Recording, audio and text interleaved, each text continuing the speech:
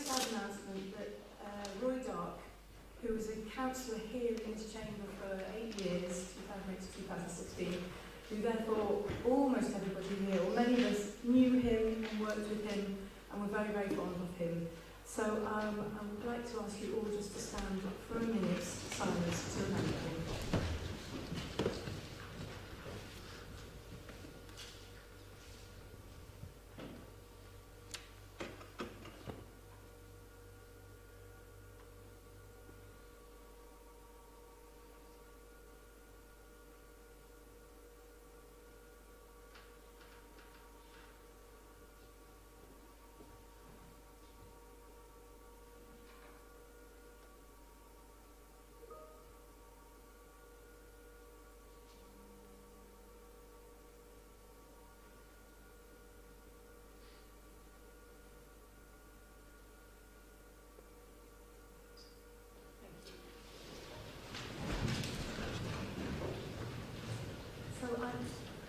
I know that there are people who would like to say a few words about their memories of Roy, so if you would like to do so, could you please put your hands up now?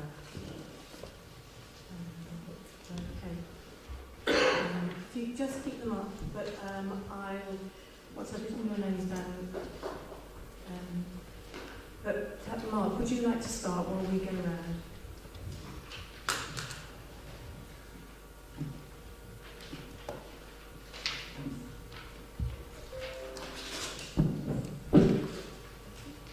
Having known Roy for several years, I was extremely honoured to have worked with him alongside not just as a city councillor, but also as a county councillor and school governor. Those words of encouragement and advice will not be forgotten. Roy was a true gentleman with a good sense of humour, a very well-measured person with a calming influence. For many years, pounding the streets, canvassing all year round, and also leafleting, building up a relationship by listening carefully, I got to know the real Roy from his time in Sheffield, his hobbies and family life. I always knew if I was invited or just called around to Roy and Jenny's house, we had a range of conversations from politics, family, arts and culture, but more importantly, some real decent coffee, and was always fed, even if I wasn't hungry. He couldn't turn down a slice of cake or penny on toast. Roy was always active in the community, especially planning decisions and, more importantly, encouraging residents to actively voice their concerns. Apart from the obvious private casework, we had some great wins. From the Marston North Bay flood elevation scheme, which should have been contentious, but Roy being Roy made sure we had several regular meetings in public with residents and officers to ensure we had a smooth process. And who could not forget our 7-year battle when we got it in the end for a crossing at Cops Lane outside New Marston Primary School, where Roy and I was both a school governor. Thank you, Roy, for being a friend. You will be missed, comrade.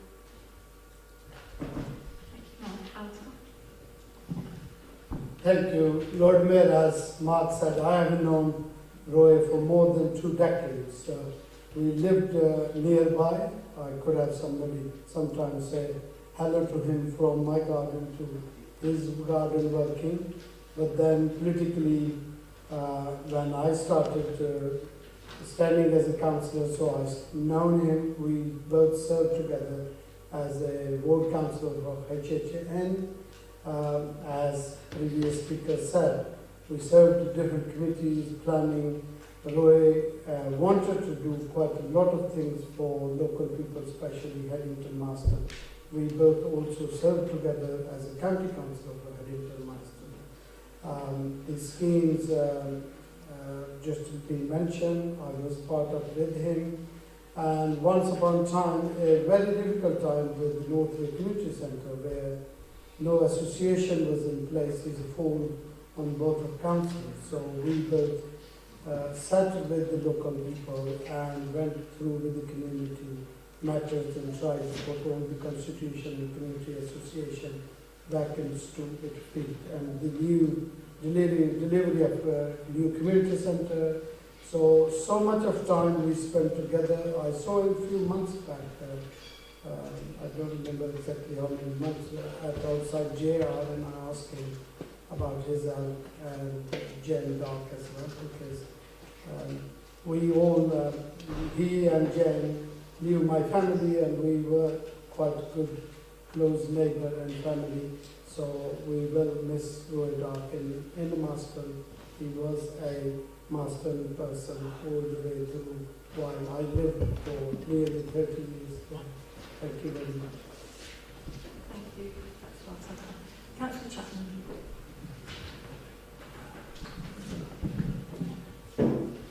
Like everyone who knew Roy, I was very sad to hear his passing last week.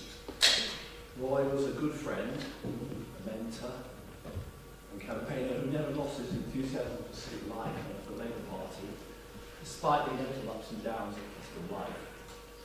It's hard to believe Roy is no longer here to call upon for a bit of quiet advice, or sometimes a petty gossip, and that support and help will be missed. I want to thank Roy for personally. He encouraged me to stand as the Labour candidate headed for the North Way.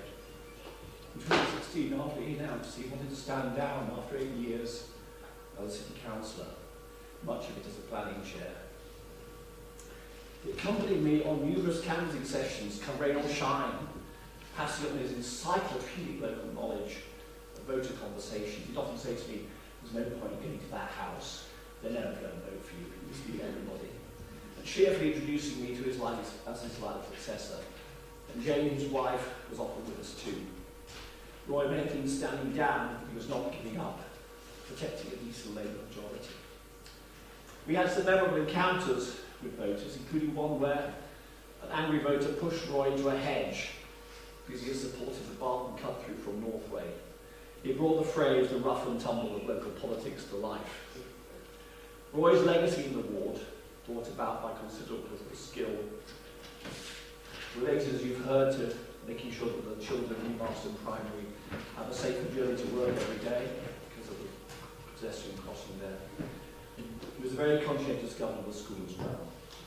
He made sure that hundreds of houses in the ward were never flooded again, after, frankly, we flooded quite often because of the Northway flood scheme which he helped bring about. And as a planner, he was very clever in negotiating with local people and authorities like Brookes University to make sure that their buildings were not too high, just about the right size, so that the community could accept them and not be alienated by those developments. And until recently, he was still out there on the doorsteps of canvasser and leafleter, supporting Mark, myself, and James, or crafting a strong motion for debate at Oxford-wide Labour meetings. Roy had real commitment, tons of decency, and a very good heart. And he'll be much missed. Thank you, Councillor Chapman. Councillor Malik. Thank you, Lord Mayor. My memory with Roy Dock is I worked on a planning committee with him. He was a chair with a very good chairing skill. For a long time he chaired the planning committee, and like the other speaker has said, he was a well-measured man, very wise, and he did a lot for Marston and in the Labour. So rest in peace. Thank you. Councillor Clarkson.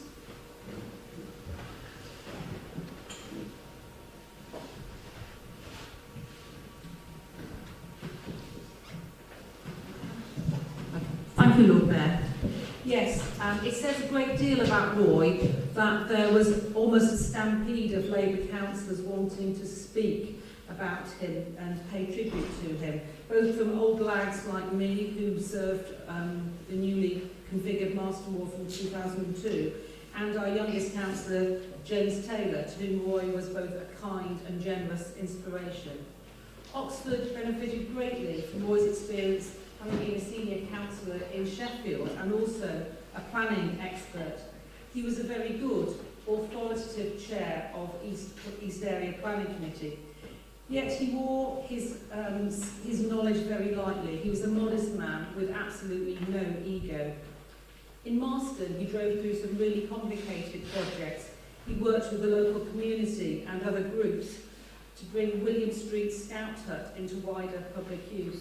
And as in Northway, he worked for years with organisations such as Thames Water to improve flood defences. And these kind of schemes took patience, attention to detail and compromise, but actually delivered long-term benefits for people in Marston. He was rightly sceptical of political posturing and quick fixes. His devotion to Marston ran very deep, and after he stopped being a ward councillor, he gave his time to the New Marston Residents Association for many years. Roy was kind and loyal to me, but also to many, many others.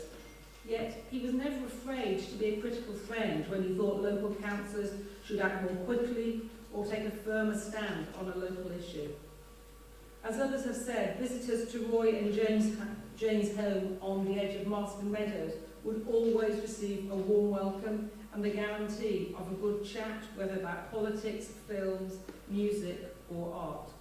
I will miss Roy very much for his guidance, integrity and company, and for all he did for Marston and Oxford. Thank you. Councillor Henwood. I'd like to thank Roy for being so personable and approachable as a councillor, for mentoring me during the numerous planning meetings that we sat together with, and I miss him now. I think he's an excellent councillor and he will be missed. Thank you, Chair. Thank you. Councillor Taylor. Roy wasn't just a city councillor for Hazelton Hill and Northway. Before that, he was city councillor for Marston. Roughly the same time as city councillor for Hazelton Hill and Northway, he was a county councillor for Headington and Marston ward. And before that, he'd been a councillor on Sheffield City Council. In all of those roles, he gave his all. Mark says calling ahead of time and planning to knock around on their door. I didn't do the planning ahead of time part. I usually just knocked on their door, but they were more than happy to let me in and give me a cup of tea and make me eat some cake every time. And every single time they'd usually have some sort of item of furniture, and that they'd ask, could someone in Northway use this, like a bunk bed. There's a set of bunk beds. The last time I talked to Roy, that he insisted, there's got to be someone in Plymouth who could use this. You know, I know all of those houses are terribly overcrowded. I know that area so well. And of course, all of the Labour councillors will know that at all of the meetings they bring around food as well. And I still have some of the peaches that they gave out at the last CLP that Roy ever attended. But in particular, earlier this year I was struggling to find an affordable rent, a house, and when it was starting to look really dire, Roy and Jane offered me to move in with them, and the week that it looked like I was going to have to do that, I ended up finding somewhere, and so I went round and I knocked on their door to tell them, and Roy went, "Oh great, is this you moving in then?" And that was such a sweet thing, and that was so lovely. And I will really miss him. He did talk to me a lot about the work he did in Sheffield, and he did a massive amount in Brookfield, which was a really deprived council estate. He did so much for that community, and he talked to me about how a lot of the tenants there had great deals of debt to do with their water, to do with their electricity, and how he helped them with their debt. And how he managed to negotiate sweeping deals with some of those companies to just forgive large parts of it because it's such an area of poverty, and I will really miss him. Thank you. Councillor Taylor. Thank you, Chair. I won't repeat all that's been said already very movingly, but Roy was also a man of principle. He, after an experience at the church at the time when we were running a campaign to prevent the PET services, PET services being privatised and fragmented at the Churchill Hospital, he actually spoke of his own experience as part of the campaign, which was extremely important, extremely moving at health scrutiny, which was really, really appreciated. In Iran, we say, may his spirit rest high, and may his memories bring solace. So those are my thoughts. Thank you. Thank you. And finally, Councillor Rowley. Thank you, Lord Mayor. I last saw Roy only a few weeks ago at a concert in the Holywell Music Room. I'm glad I took the opportunity to go over and speak to him and Jane. He was clearly ill, but still determined to enjoy life as he always was, and still cheerful as he always was. Roy was a man of wide culture and huge knowledge. His involvement with the Oxford Song Festival, he went to nearly every concert with the Bach Choir, with Kelmscott, are another side of his personality. On the council, he was a man of absolute principle, who most of all did his utmost to represent and stand up for the people in his ward. Sometimes he stood up in Labour group and changed the decisions we made when he thought that they could be better for people in his ward, and people in his ward I believe appreciated that. He improved our decision making, particularly with planning, on which he was a fount of all knowledge and expertise.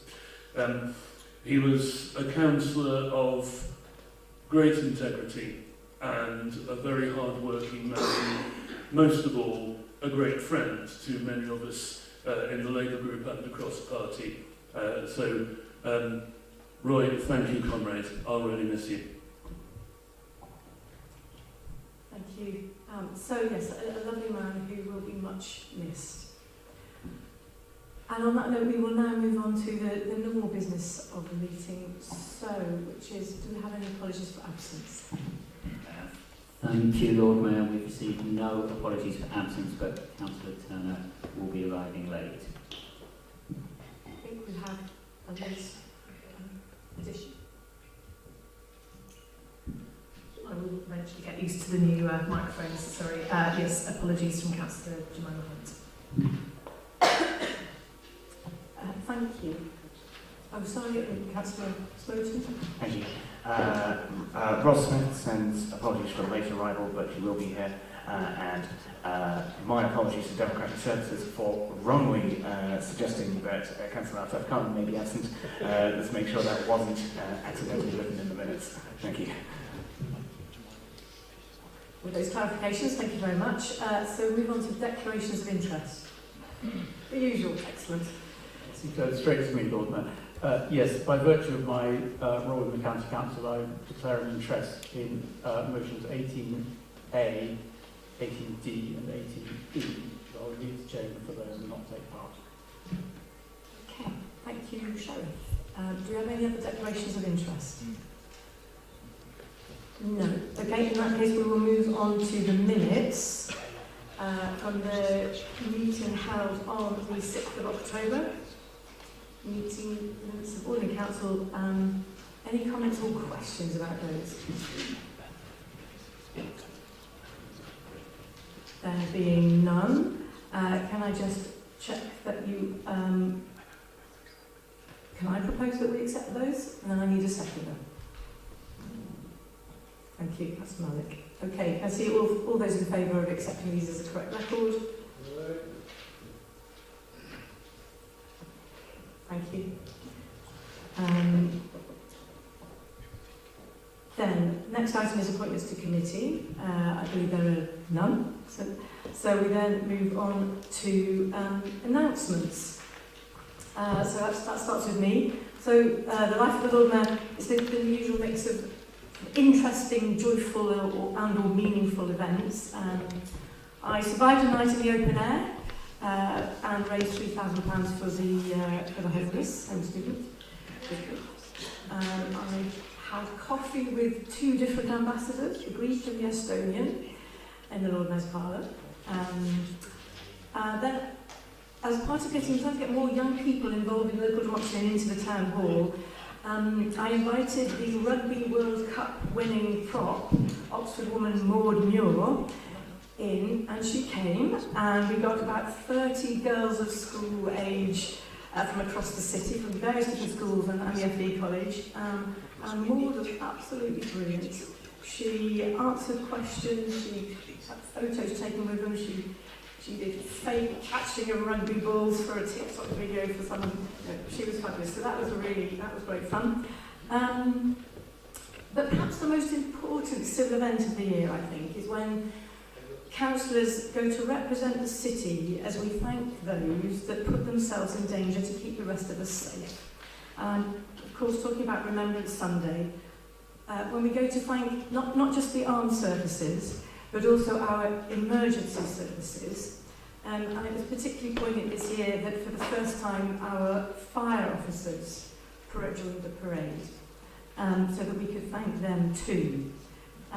But Remembrance Sunday is also a moment when we show solidarity with some of our European neighbours and friends. We have representatives from 3 of our twin cities here, Grenoble, Leiden and Wrocław, all of whom laid wreaths. So it's a really important occasion for the whole city.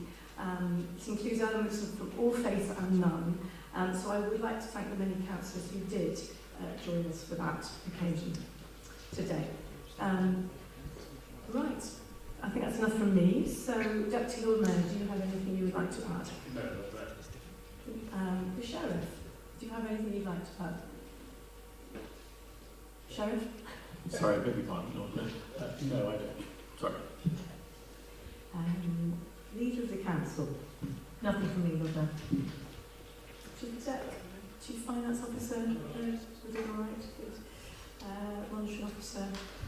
Lovely, okay. Next item is public addresses. I've got some. Oh, sorry. I would then like to invite the City Rector to say a few words.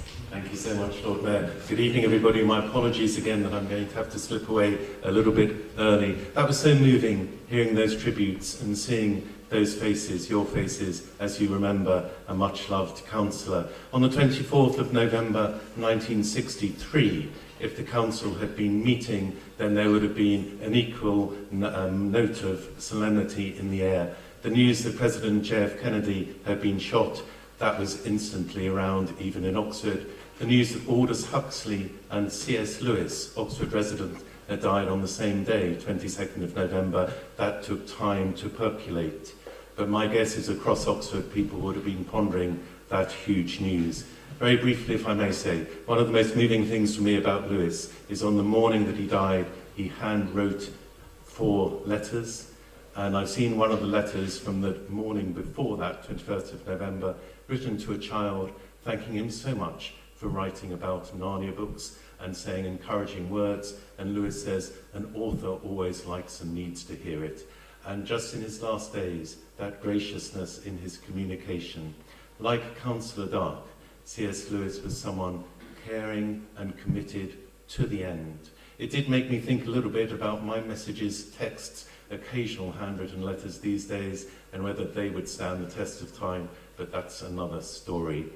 As I was hearing your tributes, I was thinking, and forgive me now for a really contrived link, that those people whom Councillor Dark helped, and Lewis helped, and you help, in a way it gives them an opportunity to say, we are the champions. That's what good city councillors do for others. It makes them feel good. Yesterday is the 34th anniversary of the death of Freddie Mercury. I hope your meeting goes well this evening. Thank you. Thank you, Robert. So next item is public addresses. I believe we have none. Next item is urgent business. Again, I believe there is none. So we're moving on to cabinet recommendations. First one is about HRA policies, and I ask Councillor Smith to introduce this. Thank you, Lord Mayor. The policies before us this evening on asbestos, disrepair, damp and mould and fire safety will help establish the policy framework we need to help ensure the safety of our residents in council-owned homes and maintain the upkeep of our housing stock. These policies will also help us meet the high expectations of the regulator of social housing and the strict new regulatory obligations which have come forward since the fire at Grenfell Tower in 2017 and the death of young Awad Ishak from damp and mould in 2020. I'd like to particularly draw your attention to the damp and mould policy, which sets out how we will act fast to keep residents safe, with urgent emergency cases being dealt with within 24 hours. When a damp and mould report comes into the customer contact centre, the team there will check how serious the problem is, prioritise the right action, and make sure the necessary work is done to keep our residents safe, all within the tight deadlines which are set out clearly in the policy. The clock starts ticking as soon as the report comes in.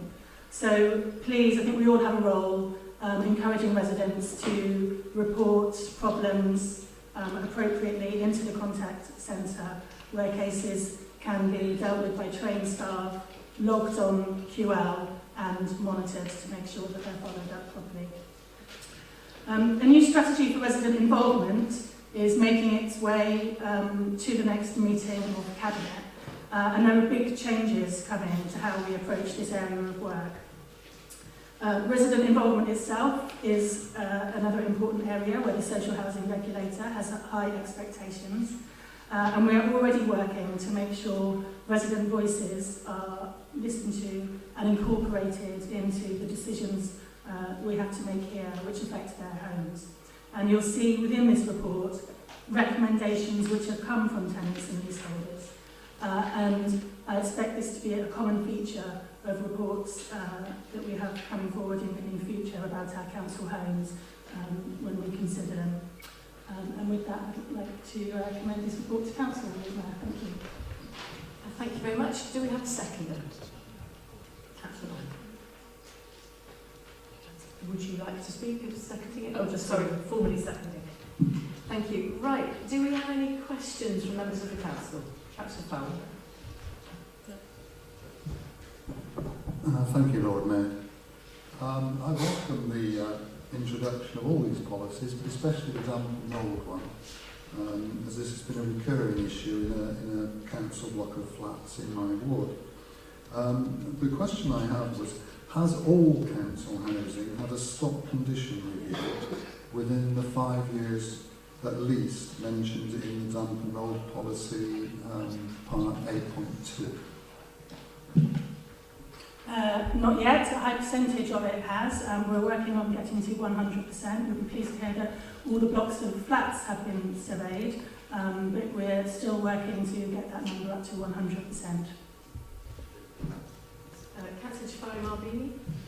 I welcome the report, but I just wanted to make a comment that such a big number of tenants in the city actually live in a lot of numbers in housing association homes, and there's such a difficulty getting housing associations to actually engage with the repair of damp and mould. What often happens is people go on a phone line and then they're on the phone line for a long time, and then someone comes around, does a quick assessment, and then they say, oh, it's too expensive, or a quick fix happens, but actually it comes back again. And the number of houses that are in that situation are so vast, and it gets brought up every single week that I'm on the ward.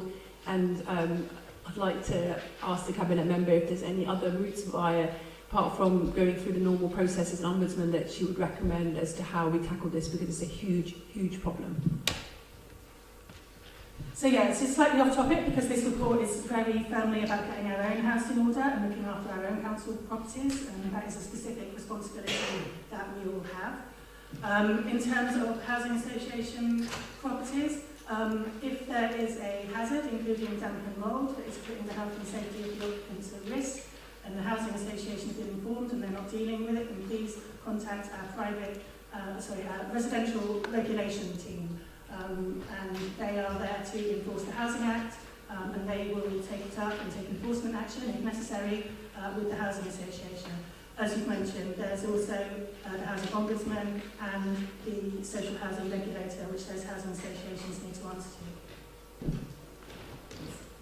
Councillor Smoot. Thank you, Lord Mayor. Could you please clarify concerning e-bikes? The document there describes e-bike usage as not supported, but it isn't clear whether that means that is that intended to mean they're banned from council properties, or just that the help won't be provided to make charging easier, like by installing a socket or something of that sort. What advice is provided to tenants who own an e-bike, and particularly is advice provided about the relationship between cheaper bike conversion kits and the fire risk associated?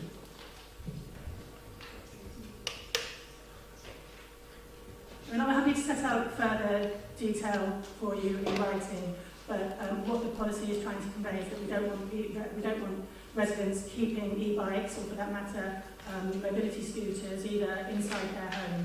So they need to be in a suitable container, in a place that is deemed safe in terms of fire risk assessment that's being done for the property. Thank you. I can't see any more questions. Oh, sorry, Councillor Smith.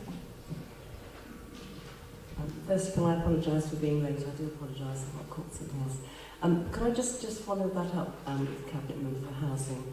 I think that's absolutely right to have a policy where we don't have the e-bikes stored, particularly within blocks of flats where there are stairs and things like that.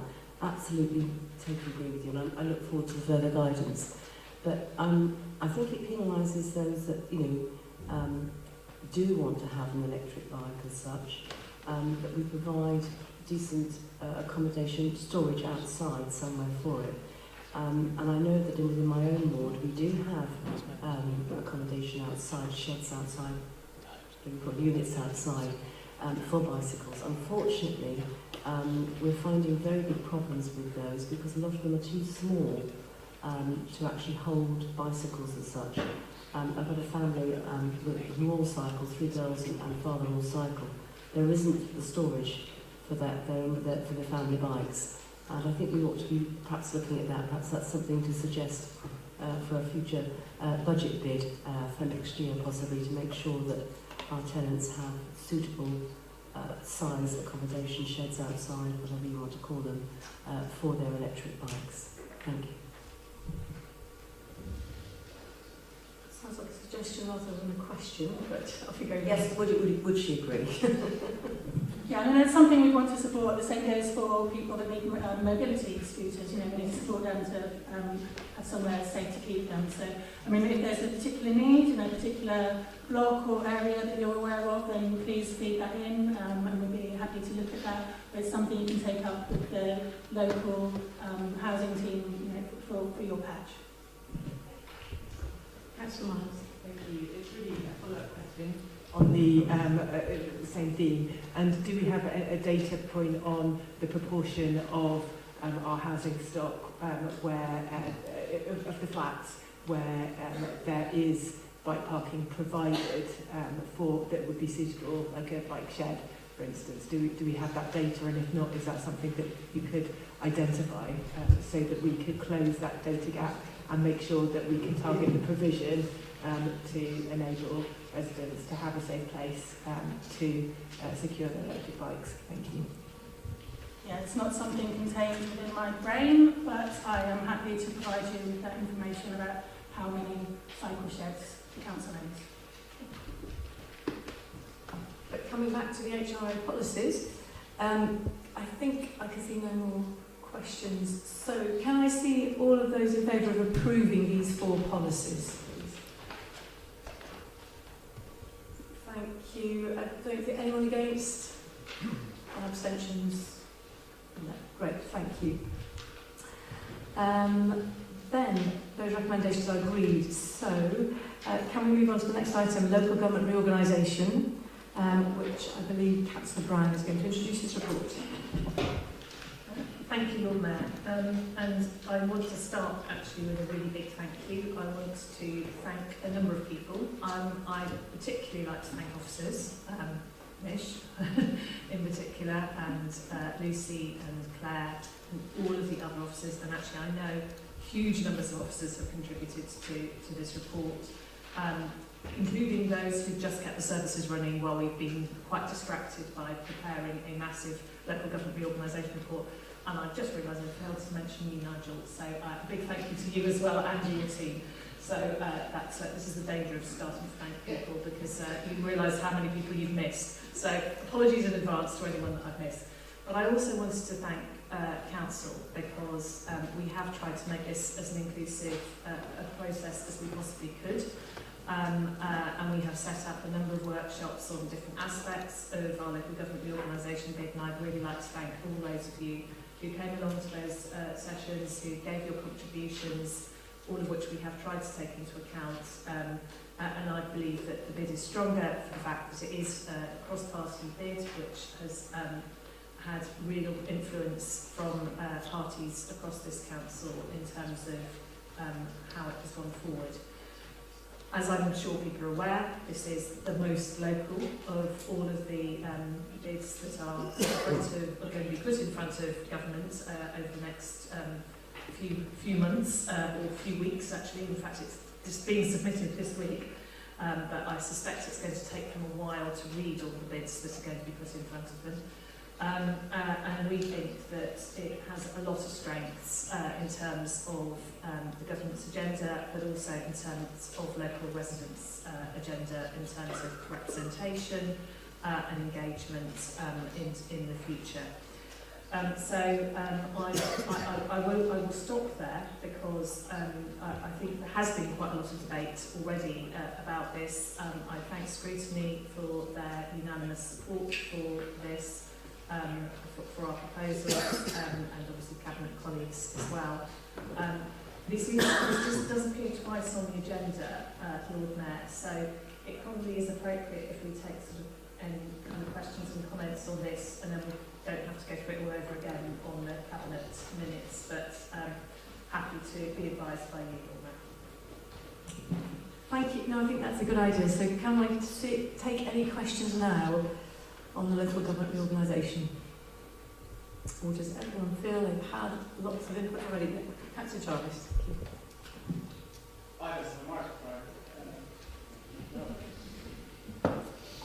Thank you, Lord Mayor. Thank you, Councillor Powell, for lending me your microphone. It's not a question. It's I just wanted, I guess, to clarify one of Councillor Brown's remarks at the end there.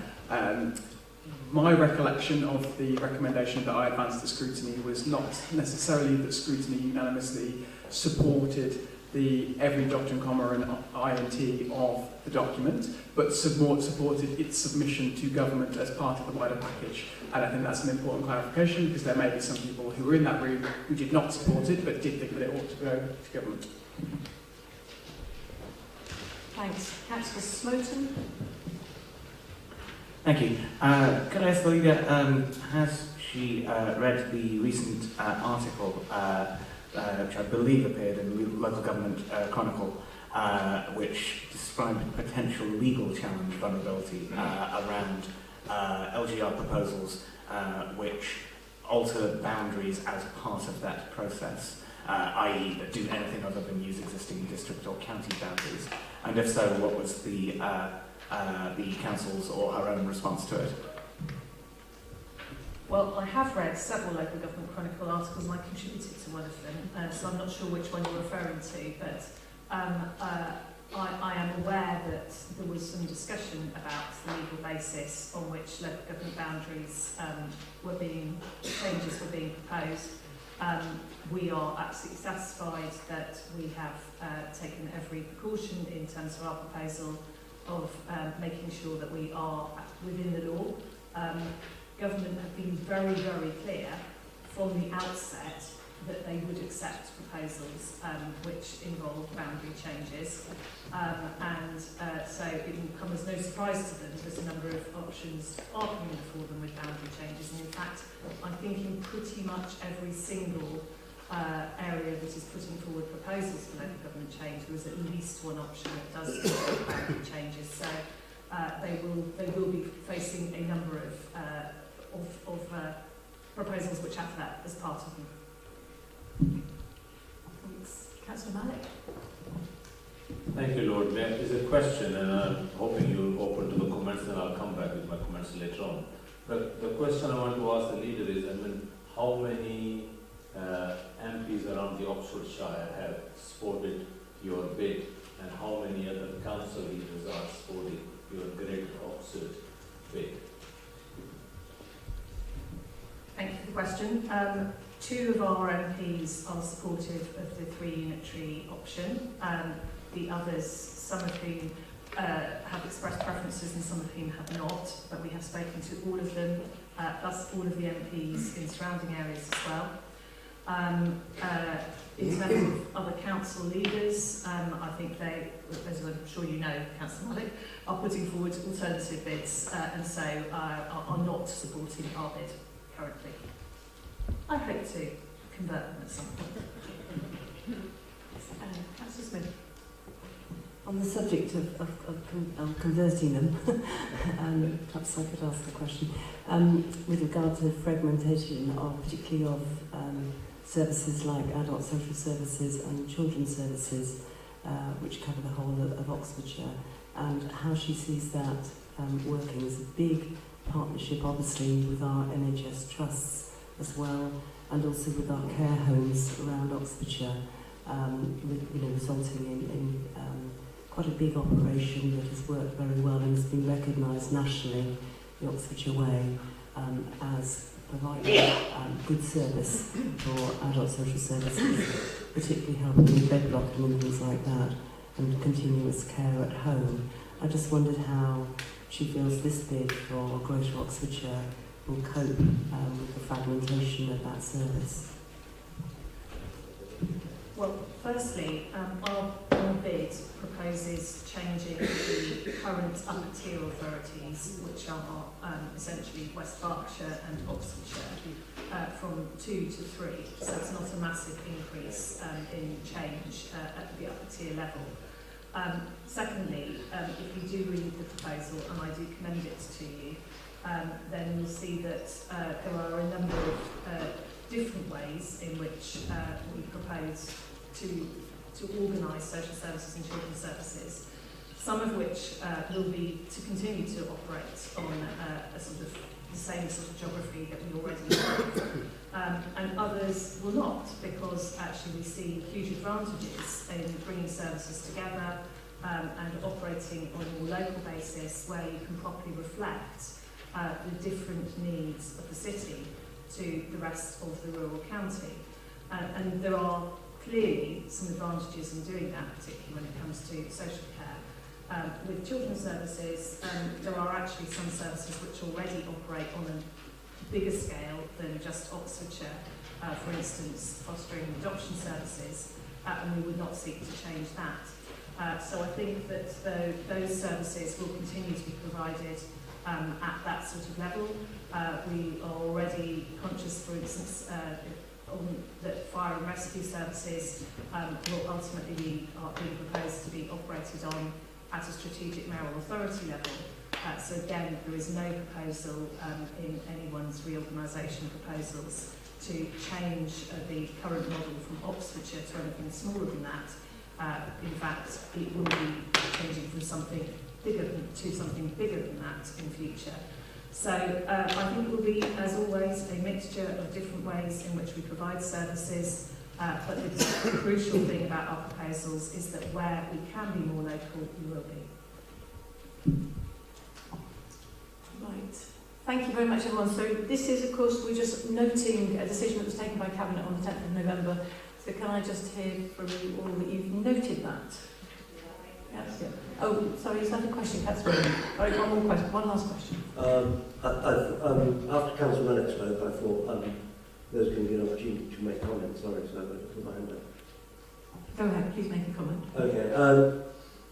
So I think we've got an opportunity for a more open, transparent government for local people. So the biggest two problems that we've had in Oxford over the last few years, I think, is a lack of sense from the public that they can be taken into consideration when policies are made and political decisions are made. So the more local we keep it, the better. So I'm surprised if anybody's against Oxford City, because we're all here to represent the citizens of Oxford first. And I think the biggest problem we have in Oxford is housing. And out of the three options that are on the table, this is the only option that really puts Oxford residents first. And out of the 48 of us here, that's our first job over party policies and who wins what. So I think we should put the residents first, and we should all get behind it, and get some confidence back into the residents of Oxford that we actually will represent them how they want us to. Thank you. Thank you. Sorry, Lord Mayor, I thought you were going to open for comments, so I was hoping for some comments, if you allow me.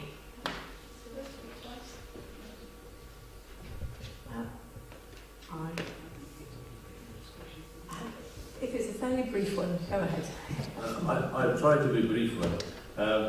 First of all, like the leader earlier said, I'd like to thank the officer who took part in the meeting I attended. So I see Caroline and Vish has put loads of effort in the document, which is great. I always been an advocate of a unity authority. I think two-tier system is just to confuse people when you don't knock at the door and the people say you tell them the city and county.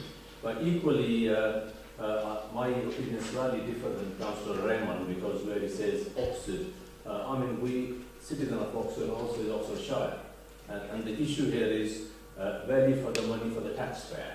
And currently, you can see how many councils we have and how many layers we have.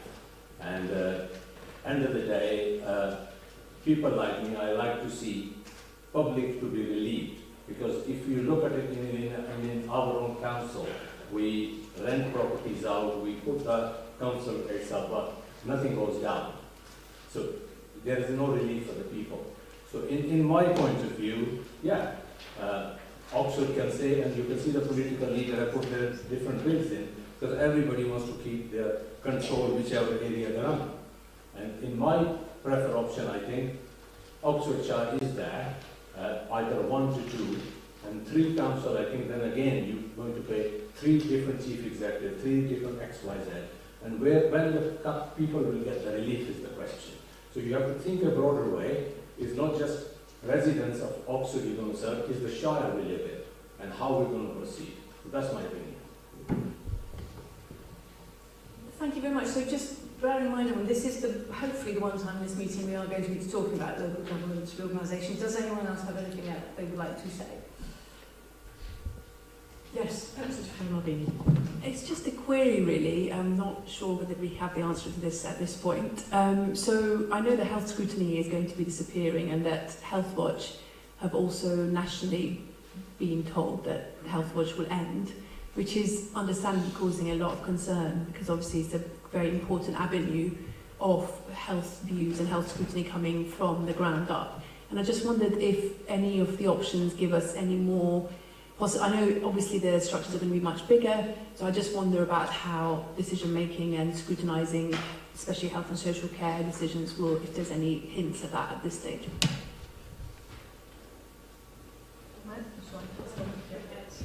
So I think really we're probably straying into the territory of the next report on the agenda, which is devolution, because whilst I think, we will definitely want to continue to work with health partners, whatever unitary model is brought forward to jointly do things like tackle delayed transfers of care in hospital and so on. And we've got a very good record as a city council of doing just that. And we've worked very hard to make sure that we're helping people, particularly people who are homeless, to find alternative accommodation, keep out of hospital, and not just be on a sort of constant cycle of going back into hospital. But in terms of the oversight, I think that is more likely to sit with the mayoral strategic authority. So, as I said, probably more one for the next item on the agenda. Thanks, Councillor Hollingsworth. Well, we see the key is back on to questions again, so I thought I'd get mine in. I'm sure the leader will appreciate this. Just reflecting on the original minimum number of population that the government proposed, and then rapidly backed away from, possibly after looking at what this would involve. I wondered if the leader had any evidence or research which says something about what the optimal size of an authority are. Clearly, if one has a very big authority, Birmingham, for example, then you only have to pay one chief executive.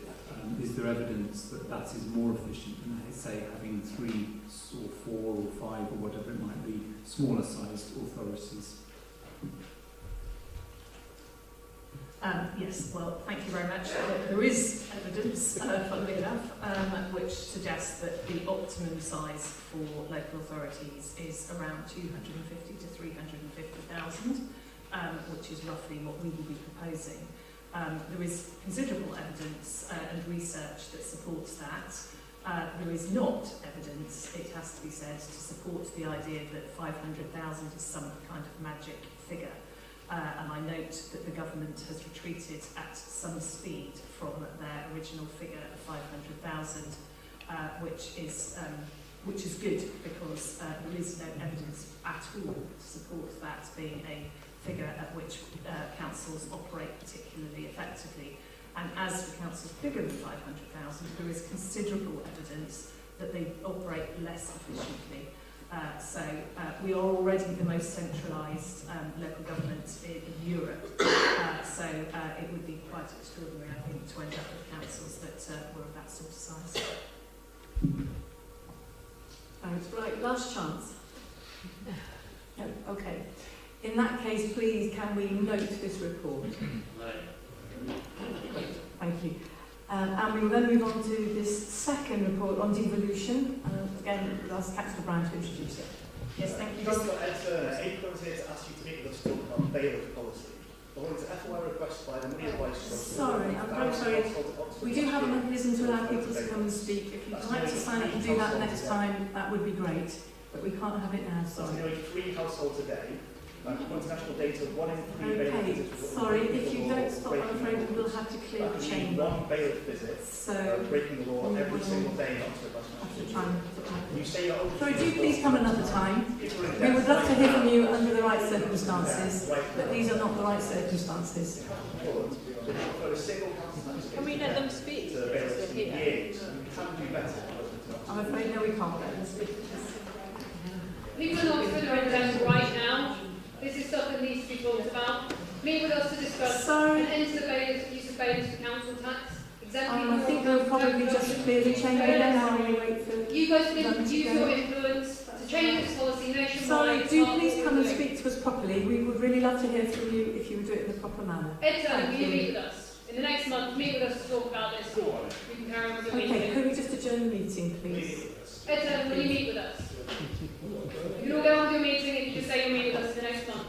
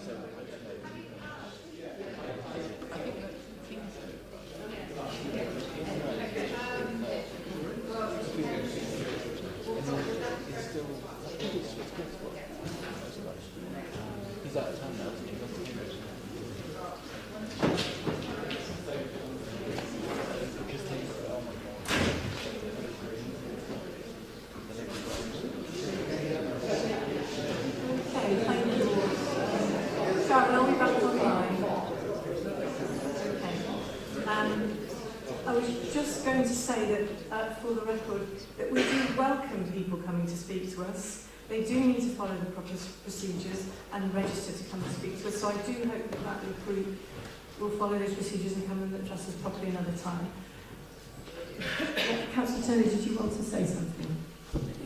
Yeah, I did, because I was not really expecting the rather personal intervention just now. I've just checked my correspondence with the organisation that I think just came to our meeting, and I was contacted some months ago about the government consultations that were going on about government policy in respect to enforcement agents, and they said, quite late in the consultation period, could we have a meeting to talk about the joint response on the government policy?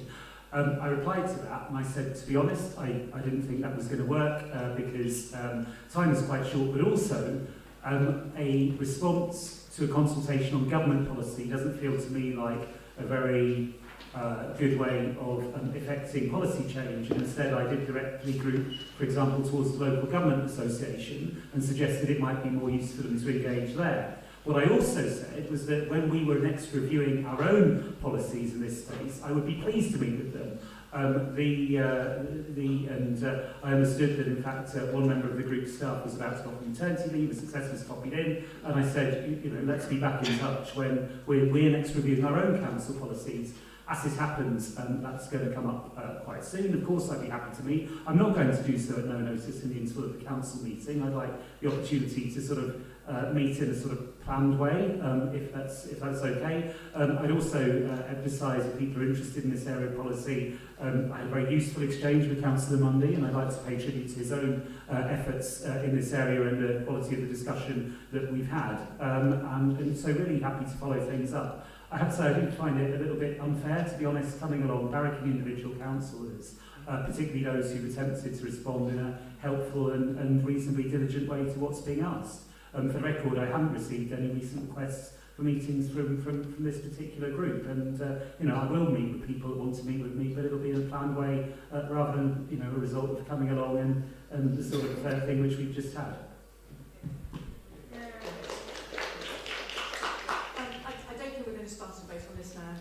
Sort of sidetrack, but I think it was fair to let Councillor Turner reply because he was directly. Lord Mayor, I just wanted to perhaps get some clarity from the Right Officer, but I thought that for transparency I should declare that I'm a member of the union that was participating in that. I obviously was not aware of that activity and did not participate in it. But given the correspondence between the union and the cabinet member that you discussed, I thought that I would raise that. Yep. Thank you. I think that's probably the discussion. Wanting to do it. Anybody else in that same position you'd like to? Okay. Thank you, Councillor. Okay. Good. Right. Moving on. Item 10, devolution. Councillor Brown to introduce the report.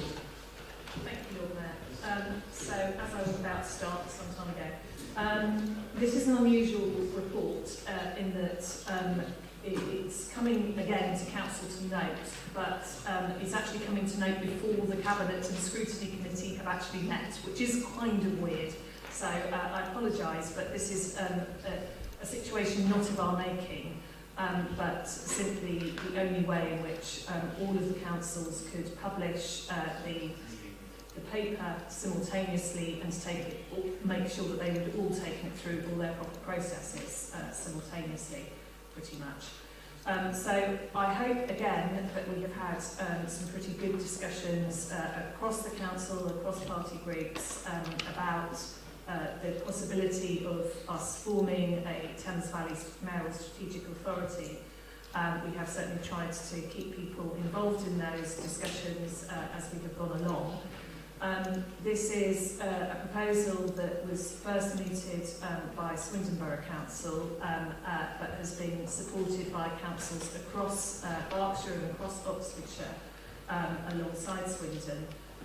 Notably, Buckinghamshire County Council have been continuously asked if they'd be interested in joining in and have continuously said no, so we are moving forward without them. But with leaving that door very much open should they change their minds in the future. At this stage, all we are proposing is a letter expressing interest to government. So this commits this council to nothing at this stage other than writing to government to express an interest. I should also say that because we are not an upper tier authority but currently a lower tier authority, it is for the county council to write on our behalf. So actually this council is not doing anything other than expressing its support for that county council expression of interest. But it is my intention to be taking this paper through our cabinet and obviously to scrutiny before then. I'm happy to answer any questions, Lord Mayor. Thank you, Councillor Brown. Any questions? No? Okay. There'll be a chance of scrutiny, I guess, anyway. In that case, you see there's a kind of a number of paragraphs within the recommendations, but can I just check everyone's happy to note those? Is that kind of decision? Yeah. Great. Thank you. Item 11, updates to the Constitution. Again, Councillor Brown to introduce this report.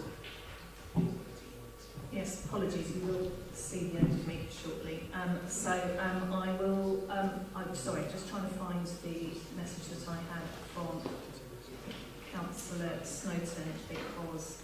while you're doing that, I can just... Sorry. You carry on. Just to say that in the recommendation in the your agenda pack, point 1 mentions part 5.4, it's meant to say part 5.6 of the Constitution when we come to voting on the recommendations. So in moving the report, I want to obviously also move that amendment to the recommendation, but in addition, specifically on the point that relates to speakers to various different committees supplying text in advance, we wanted to clarify that speakers may deviate from what has been submitted where appropriate, for example, to account for an evolving situation or events prior in the meeting. So we are proposing, this is jointly a cross-party proposal, to propose a minor amendment to item 11. So in Appendix 1, in the proposed new text for 12.10, after the words must stick to the submitted address, insert except with the leader's permission. In the proposed new text for 13.6, actually I think that needs to say with the chair's permission for all of them, to be honest, because the leader might not be the person who is chairing the cabinet at any point. So I think all of them need to say except with the chair's permission. Councillors, you have all had this circulated to you on email, so I hope that people are happy with that as an amendment. It's essentially to ensure that we can be as flexible as possible with people whilst ensuring that addresses to cabinet scrutiny, etc., are legal within the law and able to be responded to easily. And with that, I move the report. Thank you very much. Is there a seconder for the report? Councillor Smokeman, thank you. Do you wish to speak? Right, in that case, I'll open things up to anybody else who wants to ask a question or make a comment.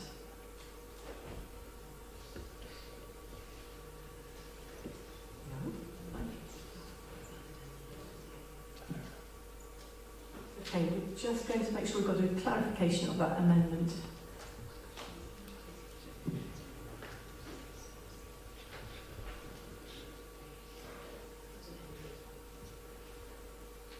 Okay, so if we are moving to a vote on this, then we are going to be voting on this updated constitution, including that modification, that minor amendment just outlined by Councillor Brown. Yeah.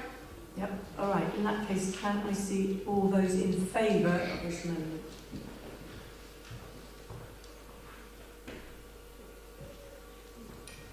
Thank you. Okay, can I see all of those against? And those abstaining?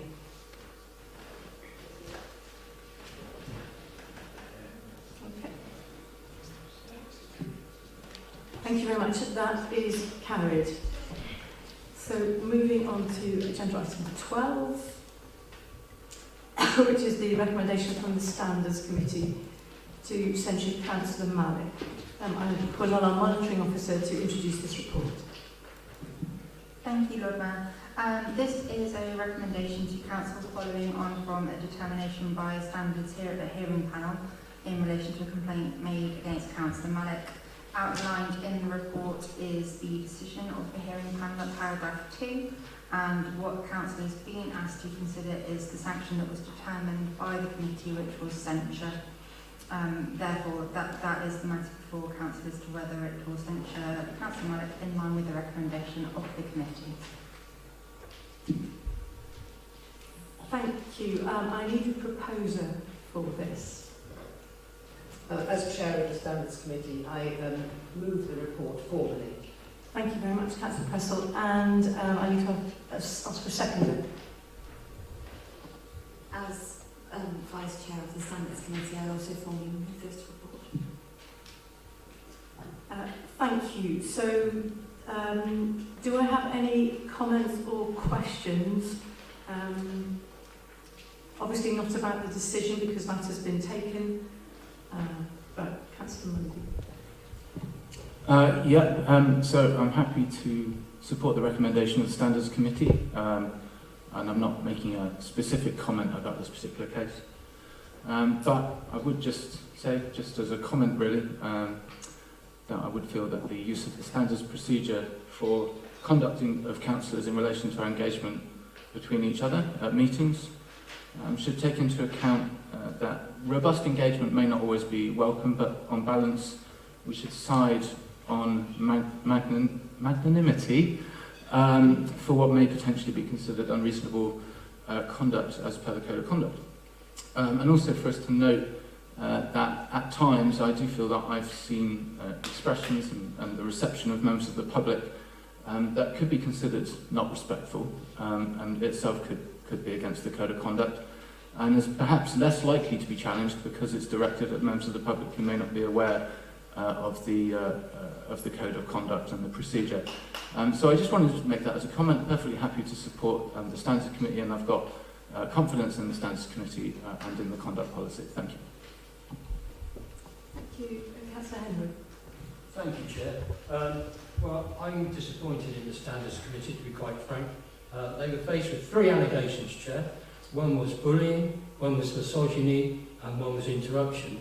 So, although the report identifies 2 that the council in question didn't bully, but it failed to make any reference to misogyny, in which I understand the Standards Committee made no reference to, but is one of the original allegations, which should have been addressed.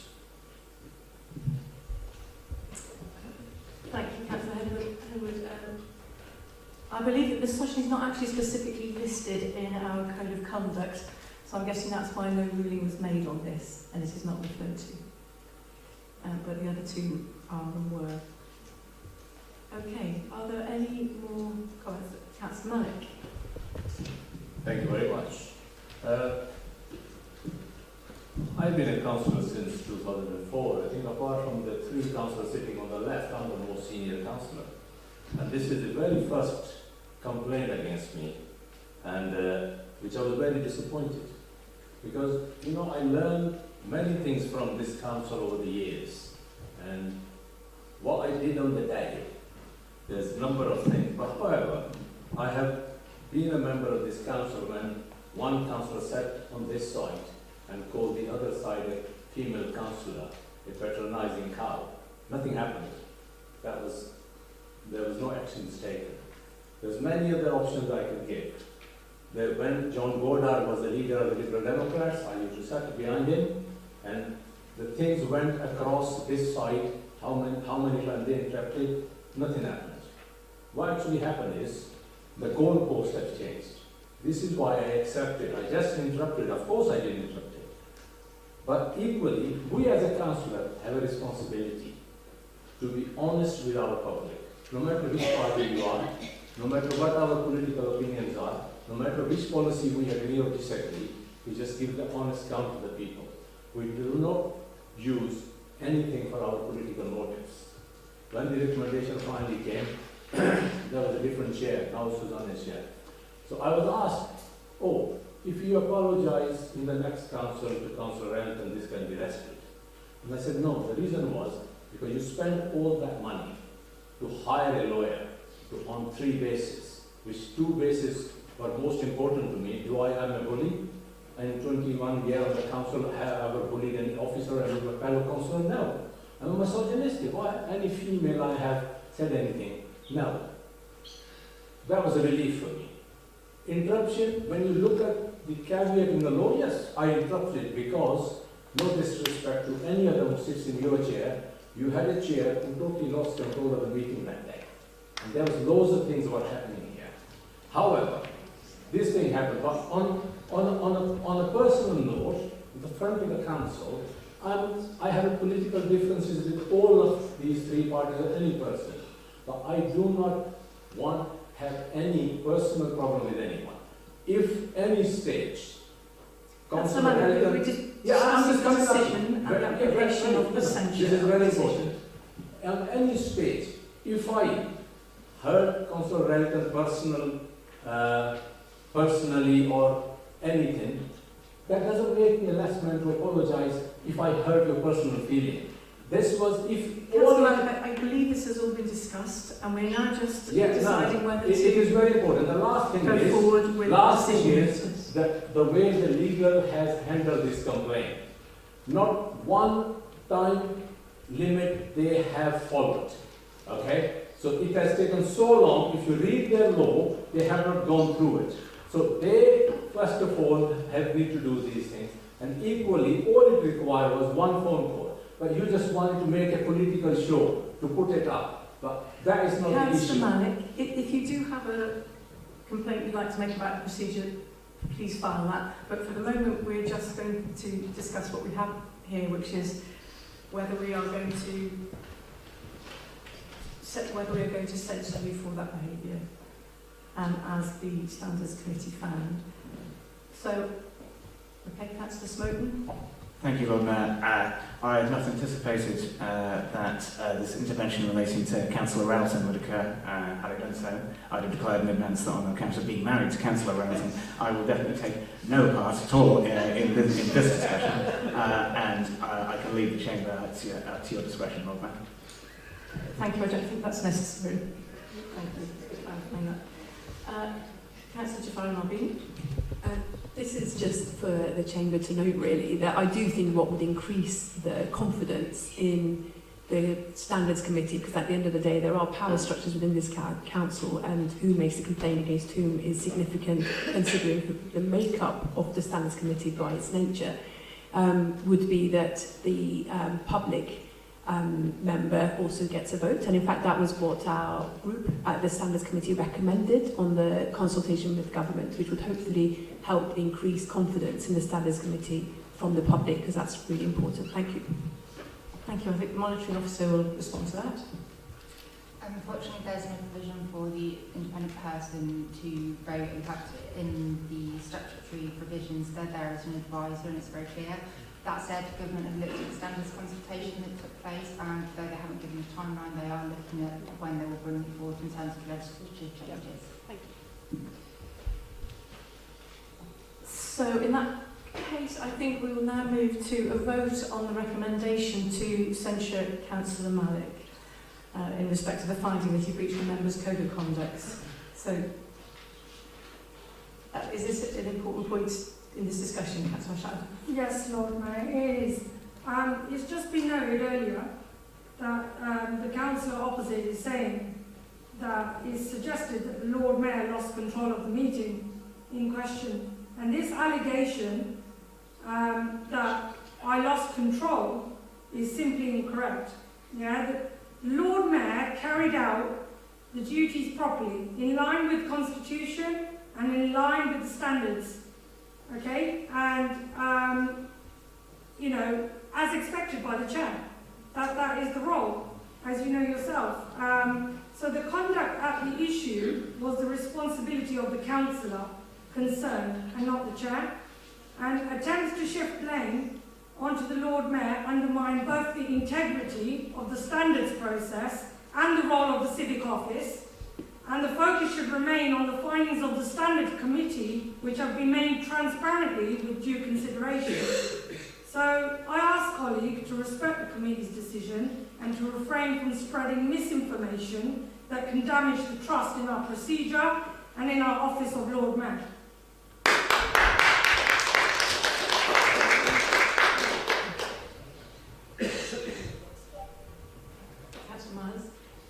I just, as a woman in politics, I just want to just acknowledge the point that the former Lord Mayor has made, and just note that the chair of that meeting was a woman, as was one of the people who experienced the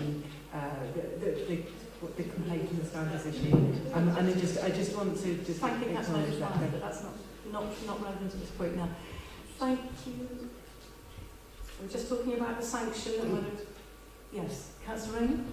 Yeah, thank you, Chair. I just want to say that the Lord Mayor's the Lord Mayor, so whatever the grievance is, I think we should ignore. This is, now we're getting off topic. Thank you for your contribution.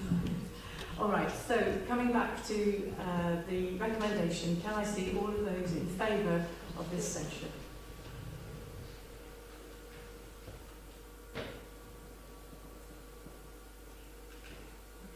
Thank you. All of those against? Okay, and any abstentions? Thank you very much. That is carried. Thank you. So we will move on to item 13, which is a recommendation from the Standards Committee to censure Councillor Latif, and then our monitoring officer will introduce this. Thank you, Lord Mayor. As with the previous agenda item, this relates to a complaint against Councillor Latif, which was submitted and determined by the local hearing panel of the Standards Committee, set out in paragraph 2 of the findings of the hearing panel, and as on the previous item, the matter before council is whether to impose censure for council. Just to reiterate, it is not about the individual circumstances of the violent complaint. Council is only asked us whether to apply censure as recommended by the committee. Thank you very much. So, do I have a proposal for this? I move the report formally. Thank you. And do we have a seconder?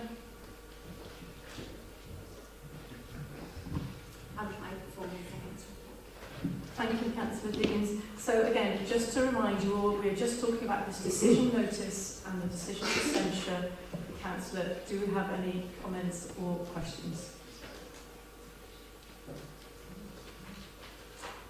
Thank you, Councillor Latif. Thank you, Lord Mayor. I would like to start by thanking both the independent legal advisor and the hearing panel in finding that the most egregious elements of these complaints have not been upheld. As a proud father to two fiercely independent girls, a husband, brother and son, the claim of misogyny is one I reject completely. My maiden speech to this council was to strongly support the work on violence against women and girls. Indeed, I was the only male member to speak to that motion. I'm also grateful to the very many residents of Cowley and those further afield who've got in touch in recent days to offer their support and rejection of the committee's wider findings. It is a source of great regret and disappointment that significant taxpayer money has been wasted on this process, particularly when both the leader and deputy leader have my personal number. Lest we forget, there are members on the administration benches who have been escorted off council premises by the police, others who have shouted at more junior members and thumped tables in this very building, those who have heckled fellow councillors. I'm talking to the motion, I'm talking to the censure, Lord Mayor. And they shouted shame after other councillors have spoken in this very chamber. And yet the administration does not feel that any of these are in breach of code of conduct. To coin a phrase, this is now a party of government, not a party of principle. The double standards and hypocrisy are palpable. As for the finding of intimidation, I'm moving on to Lord Mayor. As for the finding of intimidation, this is of course not a finding in the independent legal report. Unfortunately, it is a fact of life that if you look like me, you hold strong views and you're willing to speak truth to power. This is all part of the territory that must be traversed. For Exhibit A, I present motion 12 on the agenda tonight. I've already raised with both the monitoring officer and the chief executive several procedural difficulties and they have It's very advised clear. me. We're just talking about the decision notice now. I'm talking we to don't that. need to hear your I'm talking to that, Lord Mayor. rehashing of this. I'm talking to that, Lord Mayor. So I'm I sorry, have raised. if you don't stop with that, we will have to. Okay, I'm suspend moving on, the Lord meeting Mayor. again. I'm moving on, Lord Mayor. So I've already raised with both the monitoring officer and the chief executive several procedural irregularities, and they have advised me that bizarrely there's no right to appeal in the Constitution, and these should be raised. Thank you. So, Councillor, if you have a complaint about the process, I have just said I will be we would raising ask this you to corporate file complaints. that. But we I'm moving on, don't Lord have Mayor. to stop you. I note the committee's recommendations, and I've already spoken to both the No, monitoring sorry. officer. If you don't stop, we are going to have to ask you to leave, or we will be leaving. And whilst I do not feel my behaviour was in contravention of the Code of Conduct, I appreciate the difficult work that they have done, and I've apologised to them personally, to which I'm grateful that they have accepted. Finally, I'm grateful to the Standards Committee and panel hearing and their vote of confidence ahead of next year's council elections.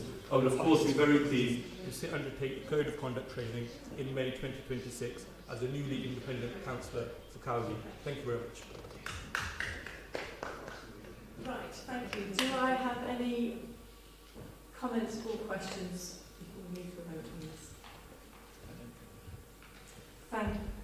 Okay, Councillor Mallett. Thank you, Lord Mayor. The only thing I want to clear is no matter who sits in your chair, that doesn't make any difference, male or female. Right.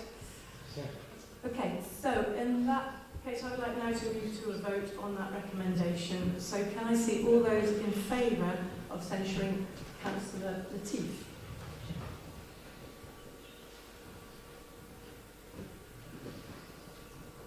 Thank you. Can I see all those against? And any abstentions? Thank you very much. That's clearly carried. Item 40, right, let's have a quick look at the time. Yes. I think we'll move on with carrying on the questions, yeah. Okay, right. So we've got plenty of questions this week. And we'll start with a question on cabinet minutes. Thank you. Okay. So, questions on cabinet minutes. The three different sets of them. The first one from the 22nd of October. Any questions? That's nice. Thank you. So I have just 2 points, questions. One on the Air Quality Action Plan draft, which is in that cabinet minutes, and one on the HMO licensing consultation. So on the Air Quality Action Plan, supporting the excellent work the team's been doing on this, but just wanted to clarify how the cabinet is reconciling that the action plan is stating that this draft Air Quality Action Plan is built around the 3 transport initiatives being pursued by the County Council, around the traffic filters, workforce parking levy and zero emissions day. But given that the policies that this cabinet or this council is actually publicly opposing, or at least the local administration is, how are you reconciling these inconsistencies, please? So that's the first question. On the second point, which is on the HMO licensing consultation, really support the great work you've been doing on this, but I just want to clarify the level of compliance under the existing regime and the kind of that you've been implementing. So, you know, are we actually catching people that are breaking the rules of the HMO licenses, and, you know, with forthcoming licence consultation, how are we going to be addressing the fact that there is some non-compliance still there? Thank you. Thank you. I guess probably first of all, Councillor Renton. Thanks. Thank you very much. Yeah, so 2 points on this. The first is, you know, the City Council has a statutory duty to measure all of this stuff, and it doesn't actually have a duty to deliver quite a lot of it.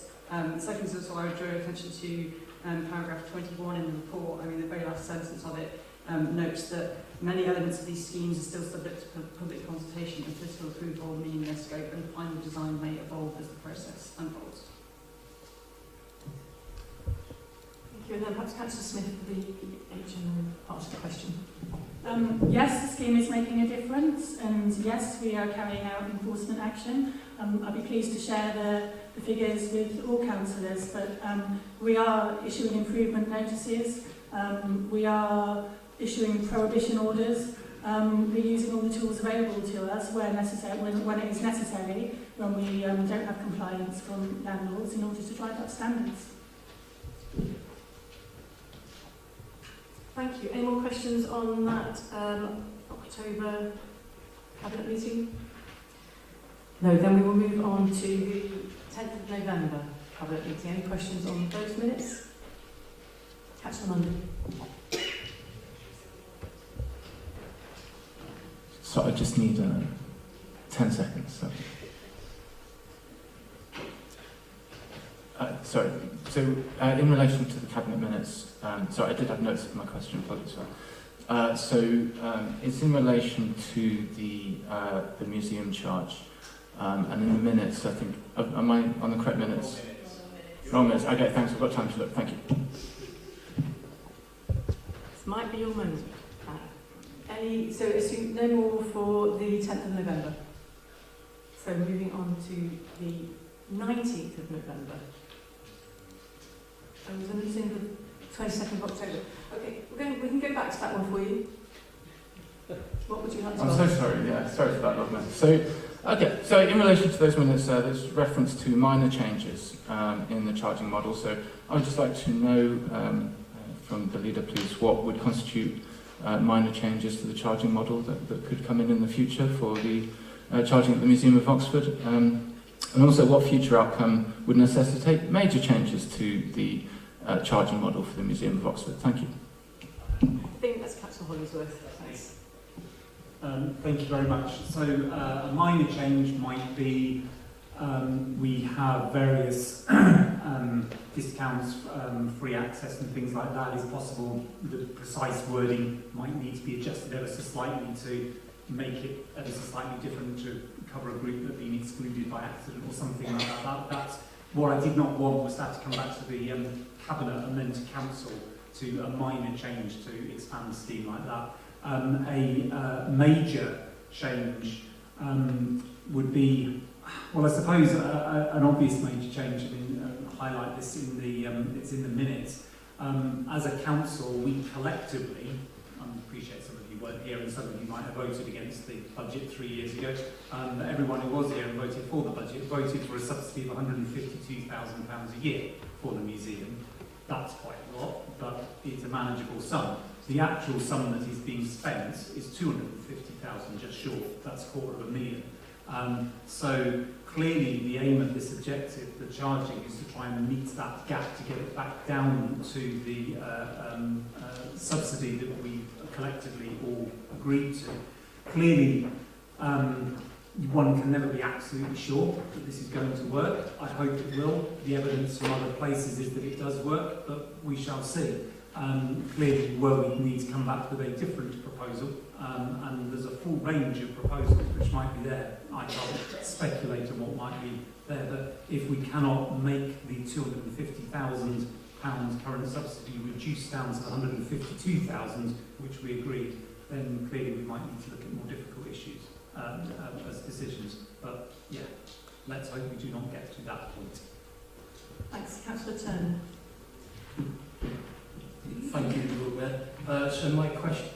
Sorry, Councillor Turner, then Councillor. Oh, it was a big one. Sorry, we're easily confused, Lord Mayor.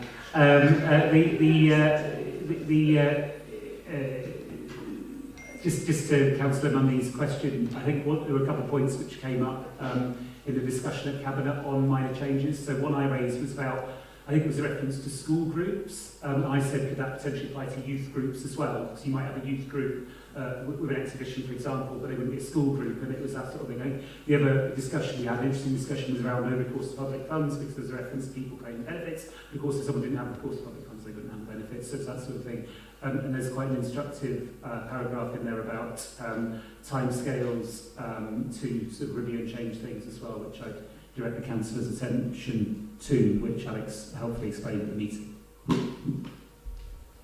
Thanks. Now, Councillor Henwood. Sorry, thank you, Lord Mayor. So my question is around football and the costing of the tickets, and is it possible that it could be a tiered system in place for older age people and younger visitors? But I keep coming back to the problem of the absence of data and how is this price or this has come to. So without knowing footfall or receipts, it's difficult to make a judgment on this. To which I would say, yes, it is. There is no data because no tickets are issued. Without tickets being issued, you cannot know. You can have an estimate, you can have a guess, you can have an insight, but you're not sure. So once the ticket sales operation goes up, we will start to see data, and I think that will be helpful. And it might confirm that the estimates that we have are correct. It might indicate that there is a difference that we were not aware of. You know, a greater proportion of visitors to the museum are tourists, for example, than we think, or something, or fewer, whatever it might be. So one of the advantages this will have is it will allow some actual data as opposed to guesstimates, which is probably the politest way of putting it. Thanks. Right, I think we are now getting to the minutes of the meeting of the 19th of November, Thursday. Councillor Goddard. Thanks, Lord Mayor. This question for Councillor Railton on the deferral of hackney carriage emission standards. And it's just a general question. Isn't this risking disadvantaging those drivers who have invested in electric vehicles under the reasonable assumption that their colleagues would also be required to buy them in the near future? Thank you very much for the question. It sounds like if you talk to them, they're actually fairly all right with this, actually. I mean, you know, a lot of the ones who got in there early, like the first movers, did get like some quite considerable grants. They sort of benefited from much cheaper energy prices, certainly up front. So actually, you know, there's sort of 40 odd, more or less 40, who have electrified. Genuinely, actually, from talking to Colto, do not actually feel like I'm like others. Any others on that set of minutes? No? Grand. Then we can move on to the questions on notice to Cabinet members. Councillor question SB1. Councillor Mundy, do you have a follow-up question? No, Lord Mayor. SB2, Councillor Raymond, do you have a follow-up? No, Lord Mayor, the SB2 will follow. Thank you. SB4, Councillor Mudderman, do you have a follow-up? Yes, thank you, Lord Mayor. Is the leader aware that ahead of the committee meeting on the 22nd of September 2025, some members of the Licensing and Gambling Acts Committee were whipped? I think that you have seen the legal advice whip. Is it not working? Thank you. I think, Councillor Mudderman, you've seen the legal advice that was given to councillors about whipping and policy decisions when it comes to issues that are not the subcommittees of licensing. The question was, were you aware? That's not a question that the leader needs to answer. Moving on to SB5. I mean, that's not the right question, business, is it? SB5, Councillor Mudderman, do you have a follow-up? SB6, Councillor Mudderman? No, thanks. Then questions to Councillor Turner. ET1, Councillor Fowler, do you have a follow-up?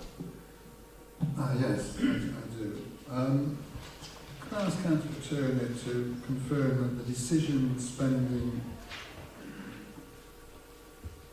of 288,000 was agreed in accordance with the Constitution and reported to Council as it was not in the 25-26 budget?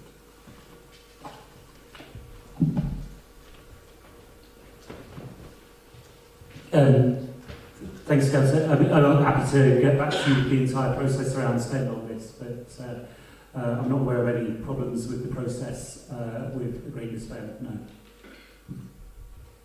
ET3, Councillor Smith, do you have a follow-up? I do apologise about that, and Councillor Turner. I've had problems getting into my email. I've only just managed to see your response. If I do have a follow-up, I'll send it to you directly, okay? Lovely job.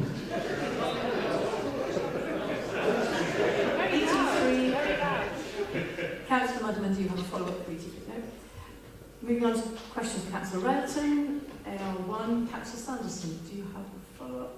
No, she's gone. Question 2, Councillor Gant. Do you have a follow-up? Yes, I do.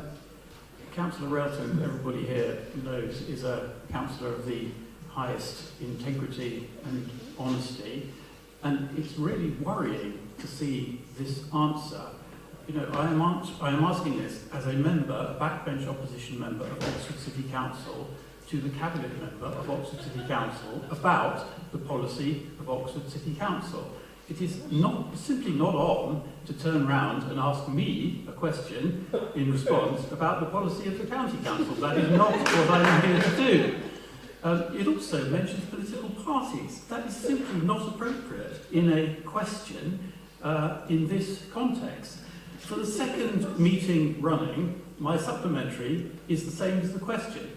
Does the administration of the City Council support the traffic filters policy, which it has actively supported in the past and is thoroughly baked into many of the policies on which this council relies, or not? I'm delighted that the County Council Cabinet Member for Transport Management is now interested in the views of residents of Oxford and City Councillors, and look forward to much more fruitful conversations going forward. Question AR3, Councillor Gant, do you have a follow-up? Well, I suppose I could try again. I mean, as a backbench member of this council and as a representative of an area in North Oxford that has a lot of private school traffic, I am delighted to see the City Council supporting efforts, which I have been part of in another place, to do exactly the kinds of things that you are supporting there. But that's not the question, is it? You know, the synergies between congestion reduction and the delivery of the 159 new buses are public and they are open. If you don't support congestion reduction, you are putting that link at risk. What account did you take of that when you decided not to support reducing congestion? I mean, yeah, I'm not really sure what the question is there. I mean, apart from just repeating the same question again. I mean, you have shown that you basically are not that interested in what the City Council thinks about this, and you know it's not up for us to make this decision. So I will pass it back to the County Council Cabinet Member for Transport Management. Thank you. Question AR4, Councillor Gant, do you have a follow-up? Yes, I do. And I'm happy to begin by confirming that I am absolutely on tenterhooks to find out what the City Council thinks about this, which is why I am asking you again. Look, I represent Summertown. When park and ride buses come through Summertown full of people who have taken advantage of riding them for free, that is good for the people of Summertown. Also, it is good for people who live outside Oxford and travel into Oxford. Do you agree? I mean, that was actually the sort of crux of our opposition to spending the revenue on this, right? Is that it directly benefits residents outside the city, not residents in the city. You know, you've chosen to subsidise people who live outside of Oxford over those who live, you know, those who pay to get the bus inside Oxford, right? You know, if you live on Abingdon Road, if you live in Blackwood-Leys, if you live in Lismore, if you live, you know, anywhere in Oxford, you have to pay to get the bus into town. If you drive to the park and ride, you don't. And you know, I think it's fairly clear why we oppose that. Question AR5, Councillor Gant, do you have a follow-up? Yes. So air quality clearly has been significantly improved by the introduction of 159 brand new electric buses as a direct result of the County Council's policy to reduce congestion, including on park and ride buses, which of course benefit the residents of the city by taking all of those people out of their private cars. That is how it does it. It seems that you don't agree with that. So do you continue to support the input of the policies that I've listed here to improving air quality in the city and, in addition, the traffic filters?